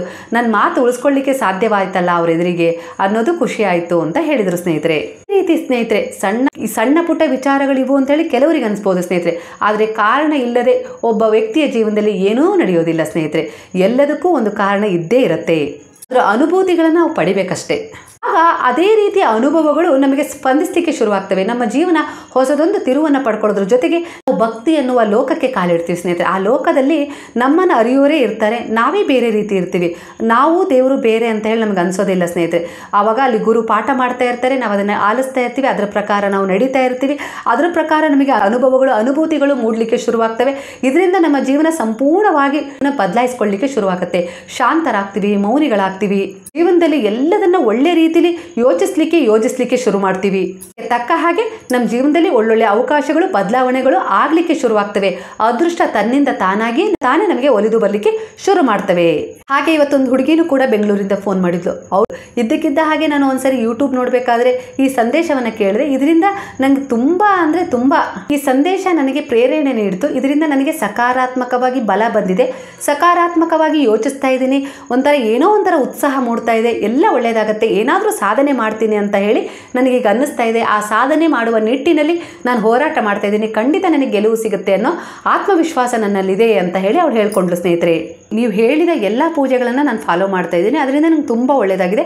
ಅದರಲ್ಲೂ ನಾನು ನೀರಿನ ಅಫರ್ಮೇಷನ್ ಹೇಳಿದ್ರಲ್ಲ ಅದನ್ನು ಮಾಡಿದ್ದೆ. 3 ಇಚ್ಛೆಗಳನ್ನು ಹೇಳಿ 9 ಸಾರಿ ನಾನು 3 ಇಚ್ಛೆಗಳನ್ನು ಹೇಳಿಕೊಂಡು 9 ಸಾರಿ ಬರಿತಾ ಇದೆ. ಅದರಲ್ಲಿ ನನಗೆ 1 ಇಚ್ಛೆ ಪೂರ್ಣಗೊಂಡಿದೆ. ಹಾಗೆ ಸ್ನೇಹಿತರೆ, ಪ್ರತಿಯೊಬ್ಬರು ಇದೇ ರೀತಿ ಹೇಳ್ತಾ ಇದ್ದಾರೆ. ಹಣ್ಣಿನ ಪರಿಹಾರ ಮಾಡಿದ್ವಿ, 3 ವಾರಕ್ಕೆ ನನಗೆ ಫಲ ಸಿಕ್ತು ಅಂತ ಹೇಳ್ತಾ ಇದ್ದಾರೆ. ನೀರಿನ ಅಫರ್ಮೇಷನಿಂದ ಕೂಡ ನನಗೆ 1 ಇಚ್ಛೆ ಈಡೇರ್ತು ಅಂತ ಹೇಳ್ತಾ ಇದ್ದಾರೆ. ಹುಣ್ಣಿಮೆ ದಿನ 5 ದೀಪಗಳ ಆರಾಧನೆ ಮಾಡಿದೆ, ಅದರಿಂದನೂ ನನಗೆ ತುಂಬ ಒಳ್ಳೆಯದಾಗ್ತಾ ಇದೆ, ಮನೆಯಲ್ಲಿ ಶಾಂತಿ ಸಿಗ್ತಾ ಇದೆ ಅಂತ ಹೇಳ್ತಾ ಇದ್ದಾರೆ. ಹಾಗೆ ನಾನು ದುಬೈಯಿಂದ ಒಬ್ಬರು ಫೋನ್ ಮಾಡಿದ್ರು ಅನ್ನಲ್ಲ ಸ್ನೇಹಿತರೆ, ಅವರು ನಾನು ಬಿಳಿ ಸಾಸಿವೆ ಹೇಳಿದ್ನಲ್ಲ ಪರಿಹಾರ, ಅದನ್ನು ಮಾಡ್ತಾ ಇದ್ದಾರಂತೆ. ಅದರಿಂದ ಅವರಿಗೆ ತುಂಬ ಒಳ್ಳೆಯದಾಗ್ತಾ ಇದೆ ಅಂತೆ ಸ್ನೇಹಿತರೆ. ಅವರು ದುಬೈಯಲ್ಲಿ ಬಿಳಿ ಸಾಸಿವೆ ಸಿಗಲಿಲ್ಲ ಅಂತೇಳಿ ಆನ್ಲೈನಲ್ಲಿ ಆರ್ಡ್ರ್ ಮಾಡಿಕೊಂಡು ತರಿಸಿ ಮಾಡ್ತಾ ಇದ್ದಾರಂತೆ ಸ್ನೇಹಿತರೆ. ಅಲ್ವಾ ನಂಬಿಕೆ ಅಂದರೆ? ಇಲ್ಲಿ ನಾವು ಅನೇಕ ಪರಿಹಾರಗಳನ್ನು ಕೊಡ್ಬೋದು. ಅದನ್ನು ಶ್ರದ್ಧೆ ಇಟ್ಟು ಹಾಗೇ ಆಗತ್ತೆ ಅಂತೇಳಿ ನಂಬಿಕೆ ಇಟ್ಟು ಗುರುವಿನಲ್ಲಿ ಶರಣಾಗಿ ಮಾಡ್ತಾರಲ್ಲ, ಅವರಿಗೆ ಖಂಡಿತವಾಗಿಯೂ ಫಲ ಸಿಕ್ಕೇ ಸಿಗುತ್ತೆ ಸ್ನೇಹಿತರೆ. ಪಟ್ಟರೆ ತಾನೇ ಫಲ ಸಿಗೋದು. ದಡದ ಮೇಲೆ ಕೂತ್ಕೊಂಡು ಈಜಕ್ಕಾಗಲ್ಲ ಅಂದರೆ ನಾವು ಯಾವತ್ತೂ ಈಜೋದೇ ಇಲ್ಲ. ನೀರಿಗಿಳಿದ್ರೆ ಹೆದರಿಕೆ ಆಗುತ್ತೆ, ಈಜಕ್ಕೆ ಬರಲ್ಲ ಅಂದರೆ ನೀವು ಖಂಡಿತವಾಗಿ ಜೀವನ ಇಡೀ ಈಜೋದು ಇಲ್ಲ, ನೀರಿಗಿಳಿಯೋದು ಇಲ್ಲ ಸ್ನೇಹಿತರೆ. ನೀವು ನೀರಿಗಿಳಿಯೋ ಪ್ರಯತ್ನ ಮಾಡಿದರೆ ನಿಧಾನಕ್ಕೆ ಈಜಲಿಕ್ಕೆ ಕಲಿತೀರಿ. ಹಾಗೆ ಸ್ನೇಹಿತರೆ, ಮೊದಲು ನಂಬಿಕೆ ಇಟ್ಟು ಗುರುವಿನ ಪಾದಗಳಲ್ಲಿ ಶರಣಾಗ್ರಿ. ನಂಬಿಕೆ ದೃಢವಾದ ವಿಶ್ವಾಸದೊಂದಿಗೆ ನಿಮ್ಮ ಇಚ್ಛೆಗಳನ್ನು ಹೇಳ್ಕೊಳ್ಳೋದ್ರ ಜೊತೆಗೆ ದಿನನಿತ್ಯ ಬಾಬಾರವರಿಗೆ ಪ್ರಾರ್ಥನೆಯನ್ನು ಸಲ್ಲಿಸ್ರಿ. ಒಳ್ಳೆಯ ಯೋಚನೆಗಳನ್ನು ಮಾಡಿರಿ, ಒಳ್ಳೆಯ ಯೋಜನೆಗಳನ್ನು ಹಾಕ್ರಿ, ಒಳ್ಳೆಯ ದಾರಿಯ ಆಯ್ಕೆಗಳನ್ನು ಮಾಡಿಕೊಡ್ರಿ. ಹಾಗೆ ಒಳ್ಳೆಯ ಅವಕಾಶಗಳು ತಾನಾಗಿಯೇ ಒದಗಿ ಬರ್ತವೆ. ನಂಬಿಕೆ ಅನ್ನೋದು ನಿಮ್ಮ ಮನಸ್ಸಲ್ಲಿ ನಾನು ಮೂಡಿಸ್ಲಿಕ್ಕೆ ಸಾಧ್ಯ ಇಲ್ಲ ಸ್ನೇಹಿತರೆ. ಅಂದರೆ ಅದು ನಿಮ್ಮಿಂದ ನೀವೇ ಮುಡಿಸ್ಕೋಬೇಕು. ನಿಮಗೆ ಹೇಳ್ಬೋದು ಗುರುವಾರ ವ್ರತ ಮಾಡ್ರಿ, ಪೂಜೆ ಮಾಡ್ರಿ, ಒಳ್ಳೇದಾಗತ್ತೆ ಅಂತ ಹೇಳಿ. ನಿಮಗೆ ಹೇಳ್ಬೋದು ಪೂಜೆ ಮಾಡ್ರಿ, 9 ಗುರುವಾರಗಳ ವ್ರತ ಮಾಡ್ರಿ, ಉಪವಾಸ ಮಾಡ್ರಿ ಅಂತ ಹೇಳ್ಬೋದು ಸ್ನೇಹಿತರೆ. ಭಕ್ತಿಯನ್ನು ನಾನು ನಿಮ್ಮಲ್ಲಿ ಮೂಡ್ಸಕ್ಕೆ ಸಾಧ್ಯ ಇಲ್ಲ. ಏನಪ್ಪ ಪ್ರಯತ್ನ ಅಂತೂ ಮಾಡ್ಬೋದು. ಬಾಬಾ ಅಲ್ಲಿದ್ದಾರೆ, ಅವ್ರ ಹತ್ರ ಹೋಗೋ ದಾರಿಯನ್ನು ನಾನು ತೋರಿಸ್ಬೋದು. ಕೇಳಿದ್ದನ್ನೆಲ್ಲ ಕೊಡ್ತಾರೆ. ಹಾಗೆ ನಿಮ್ಮ ಪ್ರಾರಬ್ಧ ಕರ್ಮಗಳನ್ನು ಕಳೀತಾರೆ, ಪಾಪಗಳನ್ನು ನಾಶ ಮಾಡ್ತಾರೆ. 11 ಭರವಸೆಗಳನ್ನು ಕೊಟ್ಟಿದ್ದಾರೆ. ಅದರ ಪ್ರಕಾರ ಅವರು ಸಚೇತವಾಗಿದ್ದಾರೆ. ನಿಮ್ಮ ಎಲ್ಲ ಕರ್ಮಗಳನ್ನು ಅವ್ರು ತಗೊಳ್ತಾರೆ. ನೀವು ಇಚ್ಛಿಸುವ ಇಚ್ಛೆಗಳನ್ನು ಪೂರ್ಣಗೊಳಿಸ್ತಾರೆ. ಅವ್ರ ಕಡೆಗೆ ಹೋಗ್ರಿ, ಎಲ್ಲ ಒಳ್ಳೆಯದಾಗತ್ತೆ ಅಂತ ನಾನು ನಿಮಗೆ ಹೇಳ್ಬೋದು ಸ್ನೇಹಿತರೆ. ಆದರೆ ಆ ಪಯಣದಲ್ಲಿ ನೀವು ನಂಬಿಕೆ ಇಟ್ಟು ಸಾಕಬೇಕಲ್ವಾ. ನಂಬಿಕೆ ಅನ್ನೋದು ನಿಮ್ಮಲ್ಲಿ ಬರಬೇಕು, ವಿಶ್ವಾಸ ಅನ್ನೋದು ನಿಮ್ಮಲ್ಲಿ ಮೂಡಬೇಕು, ಶ್ರದ್ಧೆ ಶ್ರಮ ನೀವು ಪಡಬೇಕು. ಒಳ್ಳೆಯ ಕರ್ಮಗಳನ್ನು, ಒಳ್ಳೆಯ ಆಲೋಚನೆಗಳನ್ನು, ಒಳ್ಳೆಯ ಯೋಜನೆಗಳನ್ನು ಕೂಡ ನೀವೇ ಮಾಡ್ಕೊಳ್ಬೇಕು. ಒಳ್ಳೆಯ ದಾರಿಯ ಆಯ್ಕೆಯನ್ನು ನೀವೇ ಮಾಡ್ಕೊಳ್ಬೇಕು. ನೇರವಾದ ದಾರಿಯಲ್ಲಿ ಸಾಗಬೇಕಾದ್ರೆ ಸ್ವಲ್ಪ ದಾರಿ ಉದ್ದ ಅನಿಸುತ್ತೆ ನಿಜ, ಆದರೆ ಸುಗಮವಾಗಿರುತ್ತೆ ನಮ್ಮ ಪಯಣ. ದಡವು ಕೂಡ ನಮಗೆ ಅಷ್ಟೇ ನಿರ್ದಿಷ್ಟವಾಗಿ ಸಿಗುತ್ತೆ ಸ್ನೇಹಿತರೆ. ಅದೇ ನಾವು ಅಡ್ಡದಾರಿಯಲ್ಲಿ ಹೋಗ್ತೀವಿ ಅಂದಾಗ ನಮಗಲ್ಲಿ ಏನಿರುತ್ತೋ ಅಡ್ಡದಾರಿಯಲ್ಲಿ ನಮ್ಮ ದಾರಿ ಪೂರ್ಣವಾಗಿ ನಮ್ಮನ್ನು ದಡ ಸೇರಿಸುತ್ತೋ ಇಲ್ವೋ, ಅಡ್ಡದಾರಿಯಲ್ಲಿ ಏನಾದರೂ ಸಮಸ್ಯೆಗಳು ಎದುರಾಗ್ತವೋ ಏನು, ಆ ದಾರಿ ಮತ್ತೆಲ್ಲಿ ಕವಳ ಹೊಡೆದಿದೆಯೋ, ಆ ದಾರಿ ಮತ್ತೆ ನಮ್ಮನ್ನು ಎಲ್ಲಿ ಕರ್ಕೊಂಡು ಹೋಗ್ತೀಯೋ, ಇದೇ ಅನುಮಾನದಲ್ಲಿ ಸಾಗಬೇಕಾಗತ್ತೆ. ಅದ್ರ ಬದಲಿ ಅದು ಅಡ್ಡ ದಾರಿಯನ್ನು ಬಿಟ್ಬಿಡ್ರಿ, ನೇರವಾದ ದಾರಿಯಲ್ಲಿ ನಡಿಲಿಕ್ಕೆ ಶುರು ಮಾಡಿರಿ. ಖಂಡಿತ ಗುರುವಿನ ಅನುಗ್ರಹ ಆಶೀರ್ವಾದ ಆಗತ್ತೆ ಸ್ನೇಹಿತರೆ. ಎಲ್ಲದಕ್ಕಿಂತ ಮೊದಲು ನಾವಿಲ್ಲಿ ಏನನ್ನಾದರೂ ಪಡಿಬೇಕು ಅಂದರೆ ಪ್ರಯತ್ನ ಪಡಬೇಕು. ಪ್ರಯತ್ನ ಪಡಬೇಕು ಅಂದರೆ ಆ ಪ್ರಯತ್ನ ಯಾವ ರೀತಿ ಇರಬೇಕು ಅಂದರೆ ನಂಬಿಕೆಯಿಂದ ಕೂಡಿರಬೇಕು. ಆ ನಂಬಿಕೆ ಯಾವ ರೀತಿ ಇರಬೇಕು ಅಂದರೆ ಒಳ್ಳೆಯ ಆಲೋಚನೆಗಳು ನಮ್ಮ ಮನಸ್ಸಲ್ಲಿ ಮೂಡಿಸ್ಕೊಳ್ಳೋದ್ರ ಜೊತೆಗೆ ಒಳ್ಳೆಯ ಕರ್ಮಗಳನ್ನು ಮಾಡಬೇಕು, ಒಳ್ಳೆಯದನ್ನೇ ಬಯಸಬೇಕು, ಒಳ್ಳೆಯದನ್ನೇ ಯೋಚಿಸಬೇಕು. ಯಾರಿಗೂ ಕೂಡ ಕನಸಲ್ಲೂ ಕೂಡ ಮನಸ್ಸಲ್ಲೂ ಕೂಡ ಕೆಡುಕನ್ನು ಬಯಸಬಾರ್ದು. ಅದನ್ನು ಮೊದಲು ನಾವು ನಿಲ್ಲಿಸಬೇಕು ಸ್ನೇಹಿತರೆ. ಹಾಗೆ ಬೇರೆಯವರ ಬಗ್ಗೆ ಮಾತಾಡೋದನ್ನು ನಾವು ಬಿಡಬೇಕು. ಯಾಕಂದರೆ ಬೇರೆಯವರ ಬಗ್ಗೆ ನಾವು ಮಾತಾಡೋದ್ರಿಂದ ಅವರ ಪಾಪವನ್ನು ಕಡಿಮೆ ಮಾಡ್ತೀವಿ, ಅದರಲ್ಲಿ ನಾವು ಪಾಲು ತಗೊಳ್ತೀವಿ. ಅದಕ್ಕೆ ಇದರಿಂದ ನಾವು ಹೊರಗೆ ಬರಬೇಕು. ಸಿಗೋ ಸಮಯವೆಲ್ಲ ಏನಾದರೂ ಸಾಧನೆ ಮಾಡೋದ್ರ ಕಡೆಗೆ ಯೋಚಿಸಬೇಕು. ಹಾಗೆ ಪರಿಶ್ರಮವನ್ನು ಪಡಬೇಕು, ಶ್ರದ್ಧೆ ಇಟ್ಟು ಅದ್ರ ಬಗ್ಗೆ ನಾವು ಕೆಲಸವನ್ನು ಮಾಡಬೇಕು. ಹಾಗೆ ಸಮಯ ಸಿಕ್ಕಾಗಲೆಲ್ಲ ಗುರುವಿನಲ್ಲಿ ಪ್ರಾರ್ಥನೆಯನ್ನು ಸಲ್ಲಿಸಬೇಕು. ನಾನು ಒಂದು ಒಳ್ಳೆಯ ವಿಚಾರಕ್ಕೆ ಕೈ ಹಾಕಿದ್ದೀನಿ, ಕೆಲಸವನ್ನು ಮಾಡ್ತಿದ್ದೀನಿ, ಅದರಲ್ಲಿ ನಿನ್ನ ಅನುಗ್ರಹ ಆಶೀರ್ವಾದ ಮಾರ್ಗದರ್ಶನ ಸಹಾಯ ಸಿಗಲಿ. ಪ್ರಾರ್ಥನೆ ಶುದ್ಧವಾಗಿದ್ದರೆ ಅದಕ್ಕೆ ತಕ್ಕ ಫಲ ಖಂಡಿತ ಸಿಗುತ್ತೆ ಸ್ನೇಹಿತರೆ. ಪ್ರಾರ್ಥನೆಗೆ ಶಕ್ತಿ ಇದೆ ಸ್ನೇಹಿತರೆ, ಖಂಡಿತ ಪ್ರಾರ್ಥನೆಗೆ ಶಕ್ತಿ ಇದೆ. ನೀವು ದಿನನಿತ್ಯ ಮಾಡೋದೇ ಹಾಗಲ್ವಾ, ನನ್ನ ಮಕ್ಕಳಿಗೆ ಒಳ್ಳೇದಾಗಲಿ, ನನ್ನ ಗಂಡಂಗೆ ಒಳ್ಳೇದಾಗಲಿ, ನಮ್ಮ ಕುಟುಂಬಕ್ಕೆ ಒಳ್ಳೇದಾಗಲಿ ಅಂತಲೇ ತಾನೇ ಪ್ರಾರ್ಥನೆ ಮಾಡ್ತೀರಾ. ದಿನನಿತ್ಯ ನೀವು ಈ ರೀತಿ ಪ್ರಾರ್ಥನೆ ಮಾಡ್ತಾ ಇರೋದಕ್ಕೆ ನಿಮ್ಮ ಕುಟುಂಬ ಚೆನ್ನಾಗಿರೋದು ಸ್ನೇಹಿತರೆ. ಪ್ರಾರ್ಥನೆಗೆ ಅಷ್ಟೊಂದು ಶಕ್ತಿ ಇದೆ ಸ್ನೇಹಿತರೆ. ಮನುಷ್ಯನ ಕರ್ಮಗಳು ಹೇಗಿರ್ತವೆ ಅಂದರೆ, ಒಂದು ಬಸ್ಸು ಸಾಕ್ತಾ ಇರುತ್ತೆ ಕಾಡಲ್ಲಿ, ಆ ಬಸ್ಸನ್ನು ಮುಂದೆ ಹೋಗಲಿಕ್ಕೆ ಸಿಡಿಲು ಬಿಡ್ತಾ ಇರಲ್ಲ. ಅವನಿಗೆ ಡ್ರೈವರಿಗೆ ಅನಿಸುತ್ತೆ ಇದ್ದಕ್ಕಿದ್ದ ಹಾಗೆ, ಈ ಬಸ್ಸಲ್ಲಿ ಯಾರೋ ಒಬ್ಬರು ಪಾಪಿಷ್ಟ್ರಿದ್ದಾರೆ, ಅವ್ರ ಪಾಪದ ಆಲೋಚನೆಗಳಿದೆ, ಅವ್ರ ಪಾಪದ ಕೊಡ ತುಂಬಿದೆ, ಅದಕ್ಕಾಗಿ ಈ ಬಸ್ಸು ಮುಂದೆ ಹೋಗಲಿಕ್ಕೆ ಬಿಡ್ತಾ ಇಲ್ಲ, ನಮ್ಮನ್ನು ಎಲ್ಲ ರೀತಿಯಲ್ಲೂ ಆವರಿಸಿ ತಡೀತಾ ಇದೆ. ಹಾಗಾಗಿ ಎಲ್ಲರೂ ಒಬ್ಬೊಬ್ಬರು ಬಸ್ಸಿಂದ ಇಳಿದು ಹೋಗಿ ಸ್ವಲ್ಪ ದೂರದಲ್ಲಿರೋ ಮರದ ಕೆಳಗೆ ನಿಂತು ಬರ್ರಿ, ಯಾರಿಗೆ ಸಿಡ್ಲು ಹೊಡೆಯಲ್ಲ 1 ನಿಮಿಷಗಳ ಕಾಲ, ಅವ್ರು ಬಂದು ಮತ್ತೆ ಬಸ್ಸನ್ನು ಹತ್ಕೊಳ್ರಿ ಅಂತ ಹೇಳ್ತಾರೆ ಸ್ನೇಹಿತರೆ. ಹಾಗೆ ಎಲ್ಲರೂ ಕೂಡ ಒಬ್ಬೊಬ್ಬರೇ ಹೋಗಿ ಇಳಿದು ಹೋಗಿ ಆ ಮರದ ಹತ್ರ ನಿಂತು ಬರ್ತಾರೆ. ಕೊನೆಯಲ್ಲಿ ಒಬ್ಬನು ಉಳಿದಿರ್ತಾರಲ್ಲ, ಅವನ ಕತೆ ಏನಾಗಬೇಕು ಹೇಳ್ರಿ ಸ್ನೇಹಿತರೆ. ಅವನ ಕತೆ ಏನಾಗಿರ್ಬೋದು, ಅವನ ಮನಸ್ಥಿತಿ ಏನಾಗಿರ್ಬೋದು. ಅಯ್ಯೋ, ಹಾಗಾದರೆ ಆ ಪಾಪಿಷ್ಟ ನಾನೇನಾ, ಹಾಗಾದರೆ ಇವ್ರನ್ನೆಲ್ಲ ಇಷ್ಟೊತ್ತು ನಾನು ಇವ್ರ ಸಾವಿಗೆಲ್ಲ ಕಾರಣ ಆಗ್ಬಿಡ್ತಿದ್ನ, ಅದಕ್ಕೆ ಸಿಡಿಲು ಇಷ್ಟು ತಡೆದು ನಿಲ್ಲಿಸ್ತಾ ಇತ್ತ ಈ ಬಸ್ಸನ್ನು, ಹಾಗಾದರೆ ನಾನೇ ಅಷ್ಟು ದೊಡ್ಡ ಪಾಪ ಮಾಡಿಬಿಟ್ನಾ ಅಂತ ಹೇಳಿ ಅವನು ಹೆದರ್ತಾ ಹೋಗಿ ಆ ಮರದ ಹತ್ರ ನಿಂತ್ಕೊಂಡ ಸ್ನೇಹಿತರೆ. ಆಗ ಏನಾಯಿತು, ಬಸ್ಸಿಗೆ ಸಿಡಿಲು ಬಡಿದು ಬಸ್ಸಲ್ಲಿರೋ ಎಲ್ಲ ಜನರು ಸುಟ್ಟು ಹೋದರು ಸ್ನೇಹಿತರೆ. ಅಂದರೆ ಆ ಬಸ್ಸು ನಿಂತಿದ್ದು ಯಾವ ಆಧಾರದ ಮೇಲೆ, ಈ ಒಬ್ಬ ವ್ಯಕ್ತಿಯ ಪುಣ್ಯದ ಆಧಾರದ ಮೇಲೆ ನಿಂತಿತ್ತು ಸ್ನೇಹಿತರೆ. ಅದಕ್ಕೋಸ್ಕರನೇ ಹೇಳೋದು, ಒಂದು ಸಮಾಜದಲ್ಲಿ ಬಾಳ್ತಾ ಇದ್ದೀವಿ, ಒಂದು ಈ ಪ್ರಪಂಚದಲ್ಲಿ ನಾವು ಬಾಳ್ತಾ ಇದ್ದೀವಿ ಅಂದರೆ ಇಲ್ಲಿ ಕೆಟ್ಟವರು ಇದ್ದಾರೆ, ಒಳ್ಳೆಯವರು ಇದ್ದಾರೆ. ಪುಣ್ಯಾತ್ಮರ ಒಂದು ಒಳ್ಳೆಯ ಕರ್ಮಗಳ ಆಧಾರದ ಮೇಲೆಯೇ ಈ ಸೃಷ್ಟಿ ಇನ್ನು ನಿಂತಿದೆ ಸ್ನೇಹಿತರೆ. ನಾವು ಒಂದು ಓಣಿಯಲ್ಲಿ ವಾಸಿಸ್ತಾ ಇದ್ದೀವಿ, ಒಂದು ಬಸ್ಸಲ್ಲಿ ಪ್ರಯಾಣಿಸ್ತಾ ಇದ್ದೀವಿ, ಒಂದು ಕಾರಲ್ಲಿ ಹೋಗ್ತಾ ಇದ್ದೀವಿ, ಒಂದು ವಿಮಾನದಲ್ಲಿ ಹೋಗ್ತಾ ಇದ್ದೀವಿ, ಒಂದು ಟ್ರೈನಲ್ಲಿ ಹೋಗ್ತಾ ಇದ್ದೀವಿ ಅಂದರೆ ಇಲ್ಲಿ ಕೆಟ್ಟವರು ಇರ್ತಾರೆ, ಪುಣ್ಯವಂತರು ಇರ್ತಾರೆ ಸ್ನೇಹಿತರೆ. ಪುಣ್ಯವಂತರ ಬಲ ಏನಿದೆಯಲ್ಲ ಅದು ಕೆಟ್ಟವರನ್ನ ರಕ್ಷಿಸ್ತಾ ಇರುತ್ತೆ ಸ್ನೇಹಿತರೆ. ಯಾಕಂದ್ರೆ ನಾವು ಹೇಗೆ ಹೇಳ್ತೀವಲ್ಲ, ಯಾಕಂದ್ರೆ ಗುರುವು ಹೇಗೆ ಗೊತ್ತಾ, ಅನೇಕ ಜನ ಕೆಟ್ಟವರು ಸತ್ರೂ ಪರವಾಗಿಲ್ಲ, ನಾಶ ಹೊಂದಿದ್ರೂ ಪರವಾಗಿಲ್ಲ, ಆದರೆ ಒಬ್ಬ ಒಳ್ಳೆಯ ಪುಣ್ಯ ಆತ್ಮನಿಗೆ, ಒಬ್ಬ ಒಳ್ಳೆಯ ಕರ್ಮ ಮಾಡುವವನಿಗೆ, ಪುಣ್ಯದ ಕೆಲಸ ಮಾಡುವವನಿಗೆ, ಪುಣ್ಯದ ಆತ್ಮವನ್ನು ಹೊಂದಿರುವವನಿಗೆ ಯಾವತ್ತೂ ಕೂಡ ಶಿಕ್ಷೆ ಆಗಬಾರ್ದು ಅಂತೇಳಿ ಅವನ ಪರವಾಗಿ ನಿಂತಿರ್ತಾನೆ ಸ್ನೇಹಿತರೆ ಭಗವಂತ. ಎಲ್ಲ ಹಾಗಾಗಿ ಇನ್ನುಳಿದವರು ಕೂಡ ಸುರಕ್ಷಿತವಾಗಿರ್ತಾರೆ ಸ್ನೇಹಿತರೆ. ಅಂದರೆ ಒಂದು ಬಸ್ಸಲ್ಲಿ ನಾವು ಪ್ರಯಾಣ ಮಾಡ್ತಾ ಇದ್ದೀವಿ ಅಂದರೆ ಅಲ್ಲಿ ಕೆಟ್ಟವರು ಇರ್ತಾರೆ, ಒಳ್ಳೆಯ ಆಲೋಚನೆಯನ್ನು ಮಾಡೋರು ಇರ್ತಾರೆ ಸ್ನೇಹಿತರೆ. ಆ ಒಳ್ಳೆಯ ಆಲೋಚನೆಯ ಒಂದು ಪ್ರಾರ್ಥನೆ ಆಗಿರ್ಬೋದು, ಫಲ ಆಗಿರ್ಬೋದು ಹೇಗಿರುತ್ತೆ ಅಂದರೆ ಉಳಿದ ಕೆಟ್ಟವರನ್ನು ಕೂಡ ಸಂರಕ್ಷಣೆ ಮಾಡ್ತಾ ಇರುತ್ತೆ. ಇದೇ ಈ ಪ್ರಪಂಚ ಸಾಕ್ತಾ ಇರೋ ರೀತಿ ನೀತಿಯಾಗಿದೆ ಸ್ನೇಹಿತರೆ. ಇದನ್ನೇ ಕರ್ಮ ಅನ್ನೋದು. ಈ ಕರ್ಮದ ಆಧಾರದ ಮೇಲೆ ಈ ಜಗತ್ತು ನಿಂತಿರೋದು. ಕೆಟ್ಟದು ಇದೆ, ಒಳ್ಳೆಯದು ಇದೆ. ನಾವು ಹೇಳ್ತೀವಲ್ಲ, ಎಷ್ಟೊಂದು ಕೆಟ್ಟದಿದೆಯಪ್ಪ ಈ ಪ್ರಪಂಚದಲ್ಲಿ ಅಂತ ಹೇಳಿ, ಹಾಗೆ ಒಳ್ಳೆಯದು ಕೂಡ ಇದೆ. ಅದರ ಆಧಾರದ ಮೇಲೆ ಈ ಜಗತ್ತು ನಡೀತಾ ಇರೋದು. ನಮ್ಮ ಕುಟುಂಬದಲ್ಲಿ ಒಳ್ಳೆಯವರು ಇರ್ಬೋದು, ಕೆಟ್ಟವರು ಇರ್ಬೋದು, ಆದರೆ ಆ ತಾಯಿ ಏನು ಪ್ರಾರ್ಥನೆ ಮಾಡ್ತಾಳಲ್ಲ, ನನ್ನ ಕುಟುಂಬ ಚೆನ್ನಾಗಿರಲಿ, ನನ್ನ ಮಕ್ಕಳು ಚೆನ್ನಾಗಿರಲಿ, ಪ್ರತಿ ಹಂತದಲ್ಲೂ ನಿಸ್ವಾರ್ಥವಾಗಿ ಯೋಚನೆ ಮಾಡ್ತಾ ಇದ್ದಾಳೆ, ಸ್ವಾರ್ಥವಾಗಿ ಯೋಚನೆ ಮಾಡ್ತಾ ಇಲ್ಲ. ನಾನು ಚೆನ್ನಾಗಿರಲಿ ಅಂತ ಬಯಸ್ತಾ ಇಲ್ಲ. ನನ್ನ ಕುಟುಂಬ ಚೆನ್ನಾಗಿರಲಿ, ನನ್ನ ಮಕ್ಕಳಿಗೆ ಒಳ್ಳೆಯದಾಗಲಿ, ನನ್ನ ಮಕ್ಕಳು ಒಳ್ಳೆಯ ಯಶಸ್ಸನ್ನು ಪಡೀಲಿ, ಅವರಿಗೆ ಆರೋಗ್ಯ ಆಯಸ್ಸು ಸಿಗಲಿ, ಹಾಗೆ ನನ್ನ ಗಂಡ ಒಳ್ಳೆಯದಾಗಲಿ, ನನ್ನ ಗಂಡನ ಕೆಲಸ ಎಲ್ಲ ಕೈಗೂಡಲಿ, ನನ್ನ ಗಂಡನ ಸಂಪಾದನೆ ಚೆನ್ನಾಗಾಗಲಿ, ಅವಳು ಈ ರೀತಿ ಶ್ರಮಿಸ್ತಾಳಲ್ಲ, ಈ ರೀತಿ ಪ್ರಾರ್ಥನೆಯನ್ನು ಮಾಡ್ತಾಳಲ್ಲ, ನನ್ನ ಮಕ್ಕಳು ಒಳ್ಳೆ ರೀತಿಯಲ್ಲಿ ಆಲೋಚನೆ ಮಾಡಲಿ, ಒಳ್ಳೆಯ ಸದ್ಗುಣಗಳನ್ನು ಕಲೀಲಿ, ಸತ್ಪ್ರಜೆಗಳಾಗಲಿ, ಬಾಳಲಿ ಅಂತ ಹೇಳಿ ಅವಳು ಏನು ದಿನನಿತ್ಯ ಭಗವಂತನಲ್ಲಿ ಪ್ರಾರ್ಥನೆ ಮಾಡ್ತಾಳಲ್ಲ, ಆ ಪ್ರಾರ್ಥನೆಗೆ ಅಷ್ಟೊಂದು ಶಕ್ತಿ ಇರುತ್ತೆ. ಅದರ ಬಲದ ಮೇಲೆಯೇ ಮಕ್ಕಳ ಜೀವನ ನಿಂತಿರುತ್ತೆ. ಹಾಗಾಗಿಯೇ ಮೊದಲ ಪಾಠಶಾಲೆ ತಾಯಿಯೇ ಮೊದಲ ಗುರು ಸ್ನೇಹಿತರೆ. ಆ ಕುಟುಂಬ ಚೆನ್ನಾಗಿ ಸಾಗಬೇಕು ಅಂದರೆ ಆ ಮನೆಯ ಗೃಹಿಣಿ ಅವಳು ಮೊದಲು ಸುಸಂಸ್ಕೃತ ಆಲೋಚನೆಯೊಂದಿಗೆ ಜೀವನವನ್ನು ಸಾಗಿಸ್ಬೇಕು ಸ್ನೇಹಿತರೆ. ಒಂದಿರಲಿ ಒಂದು ಬಿಡಲಿ, ಜೀವನವನ್ನು ಸಮಾನ ಮಟ್ಟದಲ್ಲಿ ಸರಿದೂಗಿಸ್ಕೊಂಡು ಹೋದ್ಲು ಅಂದರೆ ನಮ್ಮ ಕುಟುಂಬ ಒಳ್ಳೆಯ ದಡವನ್ನೇ ಸೇರುತ್ತೆ. ಹಾಗಾಗಿ ಸ್ನೇಹಿತರೆ, ಗಂಡ ಎಷ್ಟು ಪಾಪ ಮಾಡಿದನೋ, ಹೆಂಡತಿ ಎಷ್ಟು ಪಾಪಿಷ್ಟೇ ಆಗಿದಳೋ ಅದು ಗೊತ್ತಿರಲೇ ಇಲ್ಲಿ ನಮಗೆ. ನಾವು ಇಬ್ಬರು ಒಟ್ಟಾಗಿ ನಡೀತಾ ಇದ್ದೀವಿ ಅಂತ ಅಂದರೆ ಪುಣ್ಯದ ಆಧಾರದ ಮೇಲೆ ನಮ್ಮ ಸಂಬಂಧ ನಡೀತಾ ಇರುತ್ತೆ. ಒಬ್ಬರನ್ನೊಬ್ಬರು ಬಿಟ್ಟಾಗ ಆ ಕರ್ಮಗಳು ಕಾಡಲಿಕ್ಕೆ ಶುರುವಾಗ್ತವೆ. ಹಾಗಾಗಿ ನಾವಿಲ್ಲಿ ಸಾಗಬೇಕಾದ್ರೆ ಹೊಂದಾಣಿಕೆಯಿಂದನೇ ಸಾಗಬೇಕಾಗತ್ತೆ. ಹಾಗೆ ತಾನೇ ಈ ಸೃಷ್ಟಿ ಇರೋದು. ಪ್ರಕೃತಿ ನಮಗೆ ಸ್ಪಂದಿಸುತ್ತೆ, ನಾವು ಪ್ರಕೃತಿಗೆ ಸ್ಪಂದಿಸ್ತೀವಿ. ಆಧಾರದ ಮೇಲೆ ಈ ಸೃಷ್ಟಿ ನಿಂತಿರೋದು ಸ್ನೇಹಿತರೆ. ಹಾಗಾಗಿ ಪ್ರತಿನಿತ್ಯ ಒಳ್ಳೆಯ ಪ್ರಾರ್ಥನೆಯನ್ನು ಮಾಡಿರಿ. ಎದ್ದ ತಕ್ಷಣ ಒಳ್ಳೆಯ ಪ್ರಾರ್ಥನೆಯೊಂದಿಗೆ ನಿಮ್ಮ ದಿನವನ್ನು ಶುರು ಮಾಡಬೇಕು. ಭಗವಂತ, ನಾನು ನಿನ್ನೆ ದಿನ ಏನು ತಪ್ಪು ಮಾಡಿದನೋ ಆ ತಪ್ಪುಗಳಿಗೆ ಕ್ಷಮೆ ಇರಲಿ ಗುರುದೇವ. ಇವತ್ತಿನ ದಿನ ನೀವು ನನ್ನ ಜೊತೆಗಿರಬೇಕು. ನನ್ನಿಂದ ಯಾವುದೇ ರೀತಿ ತಪ್ಪುಗಳಾಗದೇ ಇರೋ ಹಾಗೆ ನನಗೆ ಮಾರ್ಗದರ್ಶನ ಮಾಡಿರಿ, ಸಹಾಯ ಮಾಡಿರಿ. ನಾನು ಮಾಡ್ತಾ ಇರುವ ಕೆಲಸದಲ್ಲಿ ಶ್ರದ್ಧೆ ಇಟ್ಟು, ಗಮನವಿಟ್ಟು, ಪ್ರಾಮಾಣಿಕವಾಗಿ ಆ ಕೆಲಸವನ್ನು ಮಾಡೋ ಹಾಗೆ ಮಾಡಿರಿ. ಹಾಗೆ ನಾನು ಕೆಲಸ ಮಾಡ್ತಾ ಇದ್ದೀನಲ್ಲ, ನನ್ನ ಮಾಲೀಕನಿಗೆ ನನ್ನಿಂದ ಯಾವುದೇ ರೀತಿ ಮೋಸ ಆಗೋದು ಬೇಡ. ಪ್ರಾಮಾಣಿಕವಾಗಿ ನಾನು ಶ್ರದ್ಧೆ ಇಟ್ಟು ಕೆಲಸ ಮಾಡೋ ಹಾಗೆ ನನಗೆ ಒಳ್ಳೆಯ ಮನಸ್ಥಿತಿ ಕೊಡ್ರಿ ಅಂತೇಳಿ ನಾವು ಪ್ರಾರ್ಥನೆಯನ್ನು ಮಾಡಬೇಕು. ಹಾಗೆ ನನ್ನ ಕುಟುಂಬದ ರಕ್ಷಣೆನ ಸದಾ ಮಾಡಿರಿ. ಹಾಗೆ ನನ್ನ ಕುಟುಂಬನ ಒಳ್ಳೆಯ ರೀತಿಯಲ್ಲಿ ಸಾಗಿಸ್ಕೊಂಡು ದಡ ಸೇರಿಸುವಂಥ ಶಕ್ತಿ, ಆತ್ಮಬಲವನ್ನು ನನಗೆ ಕೊಡ್ರಿ, ಆಲೋಚನೆಗಳನ್ನು ನನಗೆ ಕೊಡ್ರಿ. ಇದರಿಂದ ನಾನು ಒಳ್ಳೆಯ ಯೋಜನೆಗಳನ್ನು ಮಾಡ್ತಾ ಕಾರ್ಯಪ್ರವೃತ್ತನಾಗ್ತೀನಿ, ಒಳ್ಳೆಯ ಕರ್ಮಗಳನ್ನು ಮಾಡ್ತೀನಿ. ಅದರಿಂದ ನನ್ನ ಕುಟುಂಬ ಸುರಕ್ಷಿತವಾಗಿರ್ತದೆ ಅಂತ ಹೇಳಿ ಈ ರೀತಿ ನಾವು ದಿನನಿತ್ಯ ಪ್ರಾರ್ಥನೆಯನ್ನು ಮಾಡ್ಕೊಂಡು ಎದ್ದೇಳಬೇಕಾಗತ್ತೆ ಸ್ನೇಹಿತರೆ.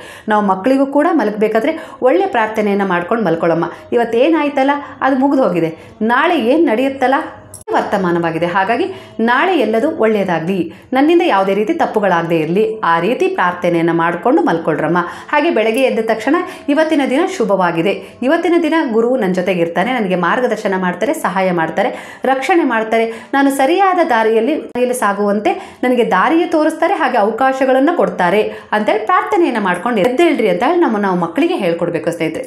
ಆಗಲೇ ತುಂಬ ಜನ ನನಗೆ ಫೋನ್ ಮಾಡಿ ಹೇಳ್ತಾ ಇರೋದು ಇದೇ ವಿಚಾರನೆ. ನಾವು ಈ ರೀತಿ ಬದಲಾವಣೆಯನ್ನು ಮಾಡ್ಕೊಂಡಿದ್ದೀವಿ, ಅದರಿಂದ ಈಗ ನಮ್ಮ ಸಂಸಾರದಲ್ಲಿ ಒಂದು ಸ್ವಲ್ಪ ಎಲ್ಲೋ ಶಾಂತಿ ನೆಲೆಸಿದೆ ಅಂತ ಹೇಳಿ ನಮ್ಗೆ ಅನಿಸ್ತಾ ಇದೆ. ಸ್ವಲ್ಪ ಅಂತ ಹೇಳ್ತಾ ಇದ್ದೀರಿ, ನಿಜ.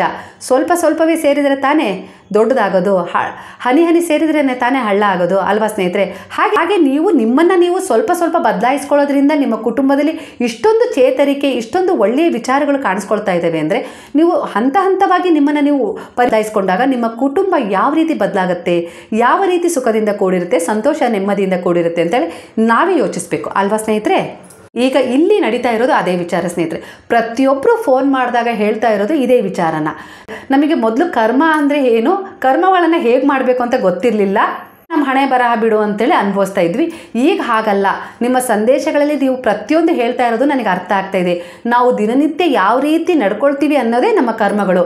ಆ ಕರ್ಮಗಳ ಆಧಾರದ ಮೇಲೆ ನಮಗೆ ನಾಳೆ ಫಲ ಸಿಗೋದು ಹೇಳಿ ನಮಗೆ ಈಗ ಮನವರಿಕೆ ಆಗಿದೆ. ಹಾಗಾಗಿ ನಾವು ಇವತ್ತಿಂದನೇ ಈ ಕ್ಷಣದಿಂದನೇ ಬದಲಾಗ್ತಾ ಇದ್ದೀವಿ. ಹಾಗಾಗಿ ನಮಗೆ ನಾಳೆ ಅನ್ನೋದು ಸುಲಭ ಅನ್ನಿಸ್ತಾ ಇದೆ, ಸಂತೋಷ ತರ್ತಾ ಇದೆ. ನಾಳೆ ಅನ್ನೋ ಬದುಕಿನಲ್ಲಿ ನಮಗೆ ಆತ್ಮವಿಶ್ವಾಸ ಮೂಡ್ತಾ ಇದೆ ಅಂತ ಹೇಳ್ತಾ ಇರೋದು ಸ್ನೇಹಿತರೆ.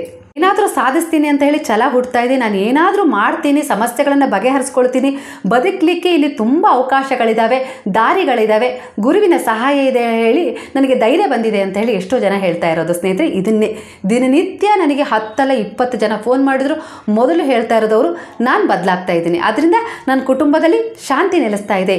ಈಗ ಮೊದಲಿನಂತೆ ನಾವು ಗಂಡ ಹೆಂಡತಿ ಜಗಳ ಮಾಡ್ತಾ ಇಲ್ಲ, ಹಾಗೆ ನಮ್ಮ ಮಕ್ಕಳಲ್ಲೂ ಕೂಡ ಒಳ್ಳೆಯ ರೀತಿಯಲ್ಲಿ ಬದಲಾವಣೆ ಕಾಣ್ತಾ ಇದೆ ಅಂತಲೇ ಮೊದಲು ಹೇಳೋದು ಸ್ನೇಹಿತರೆ. ಎಲ್ಲ ಕಾರಣ ಗುರುವು ಸ್ನೇಹಿತರೆ. ಯಾಕಂದರೆ ಕತ್ತಲೆ ಎನ್ನುವ ಅಜ್ಞಾನದಿಂದ ಸುಜ್ಞಾನ ಅನ್ನುವ ಬೆಳಕಿನ ಕಡೆಗೆ ನಮ್ಮ ಜೀವನವನ್ನು ಪ್ರಕಾಶಮಾನದ ಕಡೆಗೆ ಒಯ್ಯುವುದು ಗುರುವಿನಿಂದ ಮಾತ್ರ ಸಾಧ್ಯ ಸ್ನೇಹಿತರೆ. ಆ ಗುರುವು ನಮ್ಮ ಜೀವನಕ್ಕೆ ಬಂದಿದ್ದಾರೆ ಅಂದರೆ, ಕಾಲಿಟ್ಟಿದ್ದಾರೆ ಅಂದರೆ, ಅವರು ಮೊದಲನೇ ಮಾಡ್ತಾ ಇರೋ ಮೊದಲ ಪ್ರಯತ್ನವೇ ನಮ್ಮನ್ನು ಬದಲಾಯಿಸುವ ಪವಾಡ ಸ್ನೇಹಿತರೆ. ಈ ಪವಾಡ ನಮ್ಮ ಜೀವನದಲ್ಲಿ ನಡೀತಾ ಇದೆ ಅಂದರೆ ಖಂಡಿತ ನಮ್ಮ ಜೀವನ ಅದ್ಭುತವಾಗಿ ಬದಲಾಗುತ್ತೆ. ಅವ್ರು ಚಪಾತಿ ಮಾಡೋರಿಗೂ ಹೇಳಿದ್ರಂತೆ ಅಕ್ಕಪಕ್ಕದವರು. ಏನಂತ ಹೇಳಿದ್ರಂತೆ? ಅದೇನಪ್ಪ ಸ್ವಲ್ಪ ಸ್ವಲ್ಪ ದುಡ್ಡಿಗೋಸ್ಕರ ಚಪಾತಿ ಮಾಡ್ತಾ ಇದೀಯಾ ಅಂತ ಹೇಳಿದ್ರಂತೆ ಸ್ನೇಹಿತರೆ. ಆದರೆ ಅವರು ಛಲ ಬಿಡದೆ ಅದನ್ನು ಮಾಡ್ತಾ ಇರೋದ್ರಿಂದ ತಾನೇ ಈಗ ಜಾಸ್ತಿ ದುಡ್ಡನ್ನು ನೋಡ್ತಾ ಇರೋದು. ಹನಿ ಹನಿ ಸೇರಿದ್ರೇ ಹಳ್ಳ ತಾನೇ. ಅವರು ಆತ್ಮವಿಶ್ವಾಸವನ್ನು ಕುಗ್ಗಿಸಿದ್ರು, ನಕಾರಾತ್ಮಕತೆಯಿಂದ ಮಾತಾಡಿದ್ರು ಅಂತ ಹೇಳಿ ಇವರು ಕುಗ್ಗಿ ಅದನ್ನು ಬಿಟ್ಬಿಟ್ಟಿದ್ರೆ ಇವತ್ತು ಈ ಸಾಧನೆ ಮಾಡಲಿಕ್ಕೆ ಆಗ್ತಿತ್ತಾ? ಈ ರೀತಿ ಹಣ ಗಳಿಸ್ಲಿಕ್ಕೆ ಆಗ್ತಿತ್ತಾ? ಮಕ್ಕಳು ಶಾಲೆ ಫೀಸ್ ಕಟ್ಟಲಿಕ್ಕೆ ಆಗ್ತಿತ್ತಾ? ಹಾಗೆ ಸ್ವಾವಲಂಬಿಯಾಗಿ ಬದುಕಲಿಕ್ಕೆ ಆಗ್ತಿತ್ತಾ? ಆತ್ಮವಿಶ್ವಾಸದಿಂದ ಜೀವಿಸಲಿಕ್ಕೆ ಆಗ್ತಿತ್ತಾ? ನಾನು ಏನಾದರೂ ಸಾಧಿಸಬಲ್ಲೆ ಅನ್ನುವ ಅಭಿಮಾನ ಅವರಲ್ಲಿ ಮೂಡ್ತಿತ್ತಾ? ನೀವೇ ಹೇಳ್ರಿ. ಈಗ ಅವರು ಹೆಚ್ಚಿನ ಮಟ್ಟಿಗೆ ಚಪಾತಿಗಳನ್ನು ಮಾಡ್ತಾ ಇದ್ದಾರೆ, ಆರ್ಡ್ರುಗಳು ತುಂಬ ಬರ್ತಾ ಇದೆ. ಅವರ ಸಾಧನೆಗೆ ಗುರುವಿನ ಅನುಗ್ರಹ ಆಶೀರ್ವಾದ ಸಂಪೂರ್ಣವಾಗಿದೆ ಸ್ನೇಹಿತರೆ. 4 ಜನಕ್ಕೆ ಕೆಲಸ ಕೊಟ್ಟು ಅಭಿವೃದ್ಧಿಯನ್ನು ಪಡಿಸ್ಕೊಳ್ಳುವಷ್ಟು ಮಟ್ಟಕ್ಕೆ ಗುರು ತಂದು ನಿಲ್ಲಿಸ್ತಾರೆ ಸ್ನೇಹಿತರೆ. ಪ್ರಾಮಾಣಿಕ ಪ್ರಯತ್ನ ಅಂದರೆ ಇದು. ಯಶಸ್ಸು ಕೊಡೋದು ಗುರುವಿನ ಕೆಲಸ, ಗೆಲುವು ಕೊಡೋದು ಗುರುವಿನ ಕೆಲಸ, ಆಶೀರ್ವಾದ ಮಾಡೋದು ಗುರುವಿನ ಕೆಲಸ. ಯಾವುದೇ ರೀತಿ ಅಡ್ಡಿ ಆತಂಕಗಳು ಸಮಸ್ಯೆಗಳಿಲ್ಲದೆ ಅವರನ್ನು ಮುಂದೆ ಕರ್ಕೊಂಡು ಹೋಗೋದು ಗುರುವಿನ ಕೆಲಸ. ಆ ಕೆಲಸ ಸಮರ್ಪಕವಾಗಿ ನಡೆಸ್ತಾರೆ ಸ್ನೇಹಿತರೆ ಗುರುವು. ಪ್ರಾಮಾಣಿಕವಾಗಿ ಪ್ರಯತ್ನ ಅಂತೂ ನಾವು ಮಾಡಲೇಬೇಕಲ್ಲ. ಪ್ರಯತ್ನ ಇಲ್ಲದೇ ಕೂತ್ಕೊಂಡು ನನಗೇನು ಒಳ್ಳೆಯದಾಗಿಲ್ಲ, ಬಾಬಾ ನನಗೇನು ಮಾಡಿಲ್ಲ, ಹಾಗೆ ಹೀಗೆ ಅಂತ ಹೇಳ್ತಾ ಇದ್ರೆ ನಾವು ಅಲ್ಲೇ ಇರ್ತೀವಿ. ಯಾವುದೇ ಕಾರಣಕ್ಕೂ ನಾವು ಜಾಗ ಬಿಟ್ಟು ಕದಲೋದಿಲ್ಲ. ಅದೇ ಮೈ ಕೊಡುಗೆ ಎದ್ದು ನಿಂತ್ಕೊಂಡು ನಾನೇನಾದರೂ ಪ್ರಯತ್ನ ಪಡೋಣ, ಮೊದಲು ಗುರುವಿನಲ್ಲಿ ನಂಬಿಕೆ ಇಟ್ಟು ಅದು ಅಲ್ಪ ಮಟ್ಟಿಗೆ ಮೊದಲು ಶುರುವಾಗಲಿ. 0ಇಂದಲೇ ಸಂಖ್ಯೆ ಶುರುವಾಗೋದಲ್ಲ, ಹಾಗೆ ಅದರಿಂದನೇ ಶುರುವಾಗಲಿ. ಆಮೇಲೆ ಹೆಚ್ಚಿನ ಪ್ರಮಾಣದಲ್ಲಿ ನಾನು ಅಭಿವೃದ್ಧಿ ಹೊಂದುತ್ತೀನಿ ಅಂತೇಳಿ ನಂಬಿಕೆ ಇಟ್ಕೊಂಡು ನಾವು ಮಾಡಲಿಕ್ಕೆ ಶುರು ಮಾಡಿದರೆ, ಅದು ಯಾವುದೇ ಕೆಲಸ ಆಗಲಿ ಮಾಡಲಿಕ್ಕೆ ಶುರು ಮಾಡಿದರೆ ಅದರಲ್ಲಿ ಉನ್ನತಿ ಉದ್ಧಾರವನ್ನು ಕೊಡೋದು ಗುರುವಿನ ಕೆಲಸ. ಅದಕ್ಕೆ ತಾನೇ ಗುರು ಹೇಳೋದು, ಪ್ರಾಮಾಣಿಕ ಪ್ರಯತ್ನ ನೀನು ಮಾಡು, ಫಲ ಅದಕ್ಕೇನು ಸಿಗಬೇಕು ಅದನ್ನು ನಾನು ಸಮಯಕ್ಕೆ ನಿನಗೆ ಕೊಡ್ತಾ ಹೋಗ್ತೀನಿ ಅಂತ ಹೇಳೋದು ಸ್ನೇಹಿತರೆ. ನಮ್ಮಲ್ಲೂ ಕೂಡ ಒಳ್ಳೆಯ ಬದಲಾವಣೆ ಆಗಬೇಕು, ನಮ್ಮಿಂದ ಕೂಡ ಒಳ್ಳೆಯ ಕರ್ಮಗಳಾಗಬೇಕು. ಕರ್ಮಗಳಿಗೆ ತಕ್ಕ ಫಲವೇ ನಮಗೆ ಸಿಗ್ತಾ ಹೋಗುತ್ತೆ. ಮನೆಯಲ್ಲಿ ನಾವು ಕೂತ್ಕೊಂಡು ವಿನಾಕಾರಣ ಅವ್ರಿವ್ರ ಬಗ್ಗೆ ಮಾತಾಡ್ತಾ ಕಾಲಹರಣ ಮಾಡ್ತಾ ಇದ್ದೀವಿ. ಹೋದಲ್ಲೆಲ್ಲ ಬೇರೆಯವರ ವಿಚಾರವನ್ನು ಮಾತಾಡ್ತಾ ಇದ್ದೀವಿ. ಬೇರೆಯವರ ವಿಚಾರಗಳನ್ನು, ಬೇರೆಯವರ ಮನೆ ಬಗ್ಗೆ ಮಾತಾಡಿಕೊಂಡು ಕಾಲಹರಣ ಮಾಡೋದ್ರ ಜೊತೆಗೆ ಸಮಯವನ್ನು ಈ ರೀತಿ ನಾವು ಕರ್ಮವನ್ನು ವೃದ್ಧಿ ಮಾಡಿಕೊಂಡ್ರೆ ಅದಕ್ಕೆ ತಕ್ಕ ಫಲಗಳೇ ಸಿಗ್ತವೆ. ಇವತ್ತು ನಾವು ಅವ್ರ ಬಗ್ಗೆ ಮಾತಾಡಿದ್ವಿ, ನಾಳೆ ಅವ್ರು ನಮ್ಮ ಬಗ್ಗೆ ಮಾತಾಡ್ತಾರೆ. ಇದೇ ಕರ್ಮ ರಿಪೀಟ್ ಆಗ್ತಾ ಇರುತ್ತೆ ಅಷ್ಟೇ ಸ್ನೇಹಿತರೆ, ಏನೂ ಬದಲಾವಣೆ ಆಗಲ್ಲ. ಅದರಲ್ಲೂ ನಾವು ಈ ವಿಚಾರಗಳನ್ನು ಬದಿಗೆ ಒತ್ತಿ, ಇದು ನಕಾರಾತ್ಮಕ ವಿಚಾರಗಳಪ್ಪ, ಇದಕ್ಕೂ ನನಗೂ ಸಂಬಂಧ ಇಲ್ಲ, ಇವು ನಮಗೆ ಬೇಡ ಅಂತೇಳಿ ತಳ್ಳಿಬಿಟ್ಟು ವಿಚಾರಗಳನ್ನು ಶತ್ರುಗಳಂತೆ ನೋಡಿ, ನಮ್ಮ ಶತ್ರುಗಳಪ್ಪ, ನಮ್ಮ ಶತ್ರುಗಳನ್ನು ನಾವು ಎಷ್ಟು ದೂರ ಇಟ್ಟಿರ್ತೀವೋ ಅಷ್ಟೇ ನಮಗೆ ಒಳ್ಳೆಯದು ಅಂತ ಹೇಳಿ ನಾವು ಅವ್ರನ್ನ ದೂರ ಇಟ್ಟು ಅವ್ರ ಎದುರಿಗೆ ಛಲದಿಂದ ಬದುಕಿ ತೋರಿಸ್ತೀನಿ ಅಂತೇಳಿ ಆತ್ಮವಿಶ್ವಾಸವನ್ನು ಬೆಳೆಸ್ಕೊಂಡು ನಾವು ಏನಾದರೂ ಪ್ರಯತ್ನ ಪಟ್ಟಾಗ ಖಂಡಿತವಾಗಿ ಒಳ್ಳೆಯದಾಗತ್ತೆ. ಅವರ ಮನೆಯವರ ಆಫೀಸಲ್ಲಿ ಕೆಲಸ ಮಾಡ್ತಿದ್ರು, ಅವರೊಬ್ಬರೇ ಲೋನ್ ಕಟ್ಟೋದು ಹೇಗಿರ್ತಿತ್ತು, ಈಗ ಅವರ ಹೆಂಡತಿ ಯಾವುದೋ ರೀತಿಯಲ್ಲಿ ಸಹಾಯ ಮಾಡೋಣ ಗಂಡನಿಗೆ ಅಂತೇಳಿ ಕೈಗೂಡಿಸಿದ್ರಿಂದ ಯಾವ ರೀತಿ ಅವರಲ್ಲಿ ಉನ್ನತಿ ಆಯಿತು ಹೇಳ್ರಿ. ಈಗ ಅವ್ರ ಹೆಂಡತಿ ಶಾಲೆ ಫೀಸ್ ಕಟ್ತಾ ಇದ್ದಾರೆ, ಮನೆಯನ್ನು ಮೇಂಟೈನ್ ಮಾಡ್ತಾ ಇದ್ದಾರೆ. ಇದರಿಂದ ಅವ್ರ ಗಂಡನ ಸ್ಯಾಲ್ರಿ ಸೀದಾ ಮನೆ ಲೋನಿಗೆ ಹೋಗ್ತಾ ಇದೆ. ಇದರಿಂದ ಮನೆ ಲೋನ್ ಬೇಗ ಕ್ಲಿಯರ್ ಆಗುತ್ತೆ. ಆವಾಗ ಎಲ್ಲ ಹಣ ಮನೆಯಲ್ಲಿ ಉಳಿಯುತ್ತೆ. ಲಕ್ಷ್ಮಿ ಈ ರೀತಿಯಾಗಿ ಮನೆಯನ್ನು ನೆಲೆಸ್ತಾಳ, ಅವ್ರ ಮನಸ್ಸಲ್ಲೂ ಸಮಾಧಾನ, ಶಾಂತಿ ಹಾಗೆ ಸಂತೋಷ ಮೂಡುತ್ತಾ. ಇದೇ ಸ್ನೇಹಿತರೆ ಜೀವನ ಅನ್ನೋದು. ಜೀವನದ ಯಾತ್ರೆ ಇದೆಯಲ್ಲ, ಮೊದಲು ಅದು ಸೋಲು ಮತ್ತು ಗೆಲುವಿನ ದಾರದಲ್ಲಿ ಕಟ್ಟಲಾಗಿರುತ್ತೆ ಸ್ನೇಹಿತರೆ. ಪ್ರತಿಯೊಬ್ಬರು ಇಲ್ಲಿ ಕರ್ಮವನ್ನು ಯಾವ ರೀತಿ ಮಾಡಬೇಕು ಅಂತ ಹೇಳಿ ನಾವು ತಿಳ್ಕೊಂಡ್ಬಿಟ್ರೆ ಮನೆಯಲ್ಲಿ ಶಾಂತಿ ನೆಲೆಸುತ್ತೆ. ಹಾಗೆ ಒಬ್ಬರ ಮಧ್ಯದಲ್ಲಿ, ಕುಟುಂಬದಲ್ಲಿ ಶಾಂತಿ ನೆಲೆಸುತ್ತೆ. ಕುಟುಂಬದಲ್ಲಿ ಒಬ್ಬರ ಮಧ್ಯದಲ್ಲಿ ಶಾಂತಿ ನೆಲೆಸಿದಾಗ ನಮಗೆ ಅನೇಕ ವಿಚಾರಗಳು ಏನಾಗುತ್ತೆ, ಮನೆಯಲ್ಲಿ ಇರೋರಿಗೂ ಶಾಂತಿ ಇರುತ್ತೆ, ಹಾಗೆ ಹೊರಗೆ ಹೋಗಿ ದುಡಿಯೋರಿಗೂ ಶಾಂತಿ ನೆಲೆಸುತ್ತೆ. ಇದರಿಂದ ಮನೆಯಲ್ಲಿ ಸಂತೋಷ ನೆಲೆಯಾಗುತ್ತೆ. ಸುಖ, ಶಾಂತಿ, ನೆಮ್ಮದಿ ಎಲ್ಲಿರುತ್ತೋ ಆ ಜಾಗದಲ್ಲಿ ತಾನಾಗಿ ಮಹಾಲಕ್ಷ್ಮಿ ಸ್ಥಿರವಾಗಿ ನೆಲೆಸ್ತಾಳೆ. ಇಲ್ಲ ಅಂದರೆ ಅವಳಕ್ಕ ಜ್ಯೇಷ್ಠಾದೇವಿ ನೆಲೆಸ್ತಾಳೆ ಅಂತ ಹೇಳಿದ್ದೀನಿ ಸ್ನೇಹಿತರೆ. ಪುರಾಣ ಅದು ಸುಳ್ಳಲ್ಲ ಸ್ನೇಹಿತರೆ, ಸತ್ಯವಾದ ಅನುಭವಗಳನ್ನೇ ಬರೆದಿರ್ತಾರೆ, ಸತ್ಯವಾದ ಅನುಭವಗಳೇ ಆಗಿರ್ತವೆ ಸ್ನೇಹಿತರೆ. ನಾವು ಹಿಂದೂ ಧರ್ಮದವರಲ್ವಾ, ನಾವು ಪುಣ್ಯ ಪುರಾಣ ಕಥೆಗಳನ್ನು ಗೌರವಿಸ್ತೀವಿ, ಅರ್ಥೈಸ್ಕೊಳ್ತೀವಿ ಅಲ್ವಾ. ಹಾಗಾಗಿ ತಾನೇ ನಾವು ಮಹಾಲಕ್ಷ್ಮಿ ಪೂಜೆಯನ್ನು ಮಾಡೋದು. ಮಹಾಲಕ್ಷ್ಮಿಯ ಪೂಜೆಯನ್ನು ಮಾಡೋದನ್ನು ಪುರಾಣದಿಂದ ಕಲ್ತಿದ್ದೀವಿ ಅಂದಮೇಲೆ ಅವಳ ಅಕ್ಕನೂ ಇದ್ದಾಳೆ ಜ್ಯೇಷ್ಠಾದೇವಿ ಅಂತ ಹೇಳಿ. ಅವಳ ಹೆಸರು ದಾರಿದ್ರ್ಯ ದೇವಿ ಅಂತಲೂ ಕರೀತಾರೆ, ಜ್ಯೇಷ್ಠಾದೇವಿ ಅಂತಲೂ ಕರೀತಾರೆ ಸ್ನೇಹಿತರೆ. ಅವಳು ಮನೆಯಲ್ಲಿ ಅವ್ಯವಸ್ಥೆ ಆದಾಗ, ಕೆಲಸ ಮಾಡದೆ ಮುಸುರೆ ಪಾತ್ರೆಗಳನ್ನು ಬಿಟ್ಟಾಗ, ಮನೆಯನ್ನು ಗಲೀಜಾಗಿಟ್ಕೊಂಡಾಗ, ಮನೆಯಲ್ಲಿ ಪದೇ ಪದೇ ಗಂಡ ಹೆಂಡತಿ ಜಗಳ ಆಡಿದಾಗ, ಹಾಗೆ ಮನೆಯಲ್ಲಿ ಬಲೆ ಕಟ್ಟೋದಾಗಲಿ, ಈ ರೀತಿ ಬಿಟ್ಟು ಮನೆಯನ್ನು ಅವ್ಯವಸ್ಥೆಯಾಗಿ ಇಟ್ಟು ಹೊರಗಡೆ ಕೂತ್ಕೊಂಡು ಕಂಡೋರು ವಿಚಾರ ಮಾತಾಡಿದಾಗ ಜ್ಯೇಷ್ಠಾದೇವಿ ಆರಾಮಾಗಿ ಹೊಸಲು ದಾಟ್ಕೊಂಡು ಬಂದು ಮನೆಯಲ್ಲಿ ಸ್ಥಿರವಾಗಿ ನೆಲೆಸ್ತಾಳೆ ಸ್ನೇಹಿತರೆ. ಕೂಡ ನಂಬೇಕು ತಾನೆ, ಮಹಾಲಕ್ಷ್ಮಿಯನ್ನು ನೀವು ನಂಬ್ತೀರಿ ಅಂದಮೇಲೆ ಜ್ಯೇಷ್ಠಾದೇವಿಯನ್ನು ನೀವು ನಂಬಲೇಬೇಕಾಗತ್ತೆ ಸ್ನೇಹಿತರೆ. ಹಾಗಾಗಿ ನಿಮಗೆ ಯಾರು ಬೇಕು ಅಂತೇಳಿ ನೀವೇ ನಿರ್ಧಾರ ಮಾಡ್ಕೊಳ್ರಿ. ಜ್ಯೇಷ್ಠಾದೇವಿ ಬೇಕೋ, ಲಕ್ಷ್ಮೀ ದೇವಿ ಬೇಕೋ, ಯಾರು ಬೇಕು ಅಂತೇಳಿ ಕಮೆಂಟ್ ಮಾಡಿ ತಿಳಿಸ್ರಿ ನೋಡೋಣ. ಹಾಗಾಗಿ ಸ್ನೇಹಿತರೆ, ಜೀವನದಲ್ಲಿ ಕಲಿಕೆ ಅನ್ನೋದಿರುತ್ತಲ್ಲ, ನಾವು ಸಾಯುವ ಕೊನೆಯ ಕ್ಷಣದವರೆಗೂ ನಮಗೆ ಈ ಜೀವನ ಈ ಸೃಷ್ಟಿ ನಮಗೆ ಪಾಠ ಕಲಿಸ್ತಾನೇ ಇರುತ್ತೆ ಸ್ನೇಹಿತರೆ. ಒಳ್ಳೆಯ ಕರ್ಮ ಮಾಡು ಅಂತ.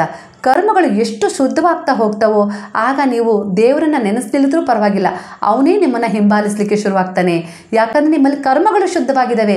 ಕರ್ಮ ಎಲ್ಲಿ ಶುದ್ಧವಾಗ್ತಾವೋ ದೇವರ ಗೆಳೆಯನಾಗ್ತಾನೆ, ದೇವರ ಅತ್ಯಂತ ಪ್ರಿಯ ವ್ಯಕ್ತಿ ಆಗ್ತಾನೆ. ಅಂಥ ಪ್ರಿಯ ವ್ಯಕ್ತಿಯನ್ನು ದೇವರು ಬಿಡಲಿಕ್ಕೆ ಇಷ್ಟಪಡ್ತಾನ, ಗುರು ಅವನನ್ನು ಹಿಂಬಾಲಿಸಲಿಕ್ಕೆ ಶುರು ಮಾಡ್ತಾನೆ. ನನಗೆ ನೀನು ಬೇಕು ಅಂತೇಳಿ. ಯಾವುದೇ ವಿಚಾರವಾಗಿರಲಿ ಹಾಗಾಗಿ ನಮ್ಮ ಮಕ್ಕಳಿಗೆ ಊಟ ಬಡಿಸೋದೇ ಆಗಿರಲಿ, ಹಾಗೆ ನಮ್ಮ ನಾದಿನಿ ಮಕ್ಕಳು ಇಲ್ಲ ನಮ್ಮ ಅಣ್ಣನ ಮಕ್ಕಳು ಇಲ್ಲ ನಮ್ಮ ಅತ್ತಿಗೆಯ ಮಕ್ಕಳು ಊಟಕ್ಕೆ ಕೊಡ್ತಾಗ ಎಲ್ಲರಿಗೂ ಸರಿಸಮಾನವಾಗಿ ಬಡಿಸ್ರಿ. ಅದು ಬಿಟ್ಟು ನಮ್ಮ ಮಕ್ಕಳಿಗೆ ಸ್ವಲ್ಪ ಜಾಸ್ತಿ ಹಾಕೋದು ತುಪ್ಪ, ನಮ್ಮ ಅಕ್ಕನ ಮಕ್ಕಳಿಗೆ ಸ್ವಲ್ಪ ಕಡಿಮೆ ಹಾಕೋದು ತುಪ್ಪ ಮಾಡಿದಾಗ ಮೇಲ್ ಕೊಳ್ತಿರೋ ಭಗವಂತ ಎಲ್ಲದನ್ನು ನೋಡ್ತಾನೆ ಸ್ನೇಹಿತರೆ. ಈ ತಾರತಮ್ಯ ಬೇಡ, ಕೂಡ ಕೆಟ್ಟ ಕರ್ಮವೇ ನನ್ನದು ಅನ್ನುವ ಸ್ವಾರ್ಥ ಯಾಕೆ ಸ್ನೇಹಿತರೆ? ಅಲ್ಲಿ ನಾವು ಸಮಾನವಾಗಿ ನೋಡಿದಾಗ ಅಲ್ಲಿ ಭಗವಂತ ಖುಷಿಪಟ್ಟು ಎಲ್ಲ ಸ್ವಾರ್ಥ ಇಲ್ಲದೆ ನಿಸ್ವಾರ್ಥತೆಯಿಂದ ಒಂದು ಕೆಲಸ ಮಾಡಿದಾಗ, ಒಬ್ರಿಗೆ ಸೇವೆ ಮಾಡಿದಾಗ ಮೇಲಿರುವ ಭಗವಂತ ಆಶೀರ್ವಾದ ಮಾಡ್ತಾನೆ ಇರ್ತಾನೆ ಸ್ನೇಹಿತರೆ. ಅಶ್ವಿನಿ ದೇವತೆಗಳು ಅಸ್ತು ಅಂತಲೇ ಇರ್ತವೆ ನಮ್ಮ ಎಲ್ಲ ಪ್ರತಿಯೊಂದು ವಿಚಾರಗಳಿಗೂ ಸ್ನೇಹಿತರೆ. ಹಾಗಾಗಿ ಮನಸ್ಸಲ್ಲಿ ಯಾವುದೇ ರೀತಿ ಕೆಟ್ಟ ಕರ್ಮವನ್ನು ವೃದ್ಧಿಸ್ಕೊಳ್ಬಾರ್ದು. ಹಾಗಾಗಿ ಯಾರಿಗೂ ತಾರತಮ್ಯವನ್ನು ಮಾಡಬಾರ್ದು. ಕರ್ಮಗಳು ಎಷ್ಟು ಶುದ್ಧವಾಗಿರ್ತವೋ ಅದೇ ಥರ ಫಲಗಳು ನಮಗೆ ಸಿಗ್ತವೆ ಸ್ನೇಹಿತರೆ. ಇನ್ನೂ ಹೆಚ್ಚಿನ ವಿಚಾರಗಳನ್ನು ಆ ಸಾಯಿಬಾಬಾ ನನ್ನ ಹತ್ರ ಯಾವ ರೀತಿ ಹೇಳಿಸ್ಬೇಕು ಅಂತ ಇಷ್ಟಪಡ್ತಾರೋ ಆ ರೀತಿಯೆಲ್ಲ ನನಗೆ ತಿಳಿದಷ್ಟು ಮಟ್ಟಿಗೆ ಹೇಳ್ತಾ ಹೋಗ್ತೀನಿ ಸ್ನೇಹಿತರೆ. ಈಗ ಈ ಮಾಹಿತಿ ನಿಮಗೆ ಇಷ್ಟವಾದರೆ ಸಾಯಿರಾಮ್ ಅಂತೇಳಿ ಕಮೆಂಟ್ ಮಾಡಿ, ಹಾಗೆ ಒಂದು ಲೈಕ್ ಮಾಡಿ. ಈಗ ಎಲ್ಲರೂ ಸೇರಿ ಹೇಳೋಣವಾ? ಹರೇ ರಾಮ ರಾಮ ರಾಮ ಹರೇ ಹರೇ, ಹರೇ ಕೃಷ್ಣ ಕೃಷ್ಣ ಕೃಷ್ಣ ಹರೇ ಹರೇ, ಹರೇ ಸಾಯಿ ಸಾಯಿ ಹರೇ ಹರೇ, ಹರೇ ಬಾಬಾ ಬಾಬಾ ಹರೇ ಹರೇ, ಹರೇ ದತ್ತ ದತ್ತ ಹರೇ ಹರೇ.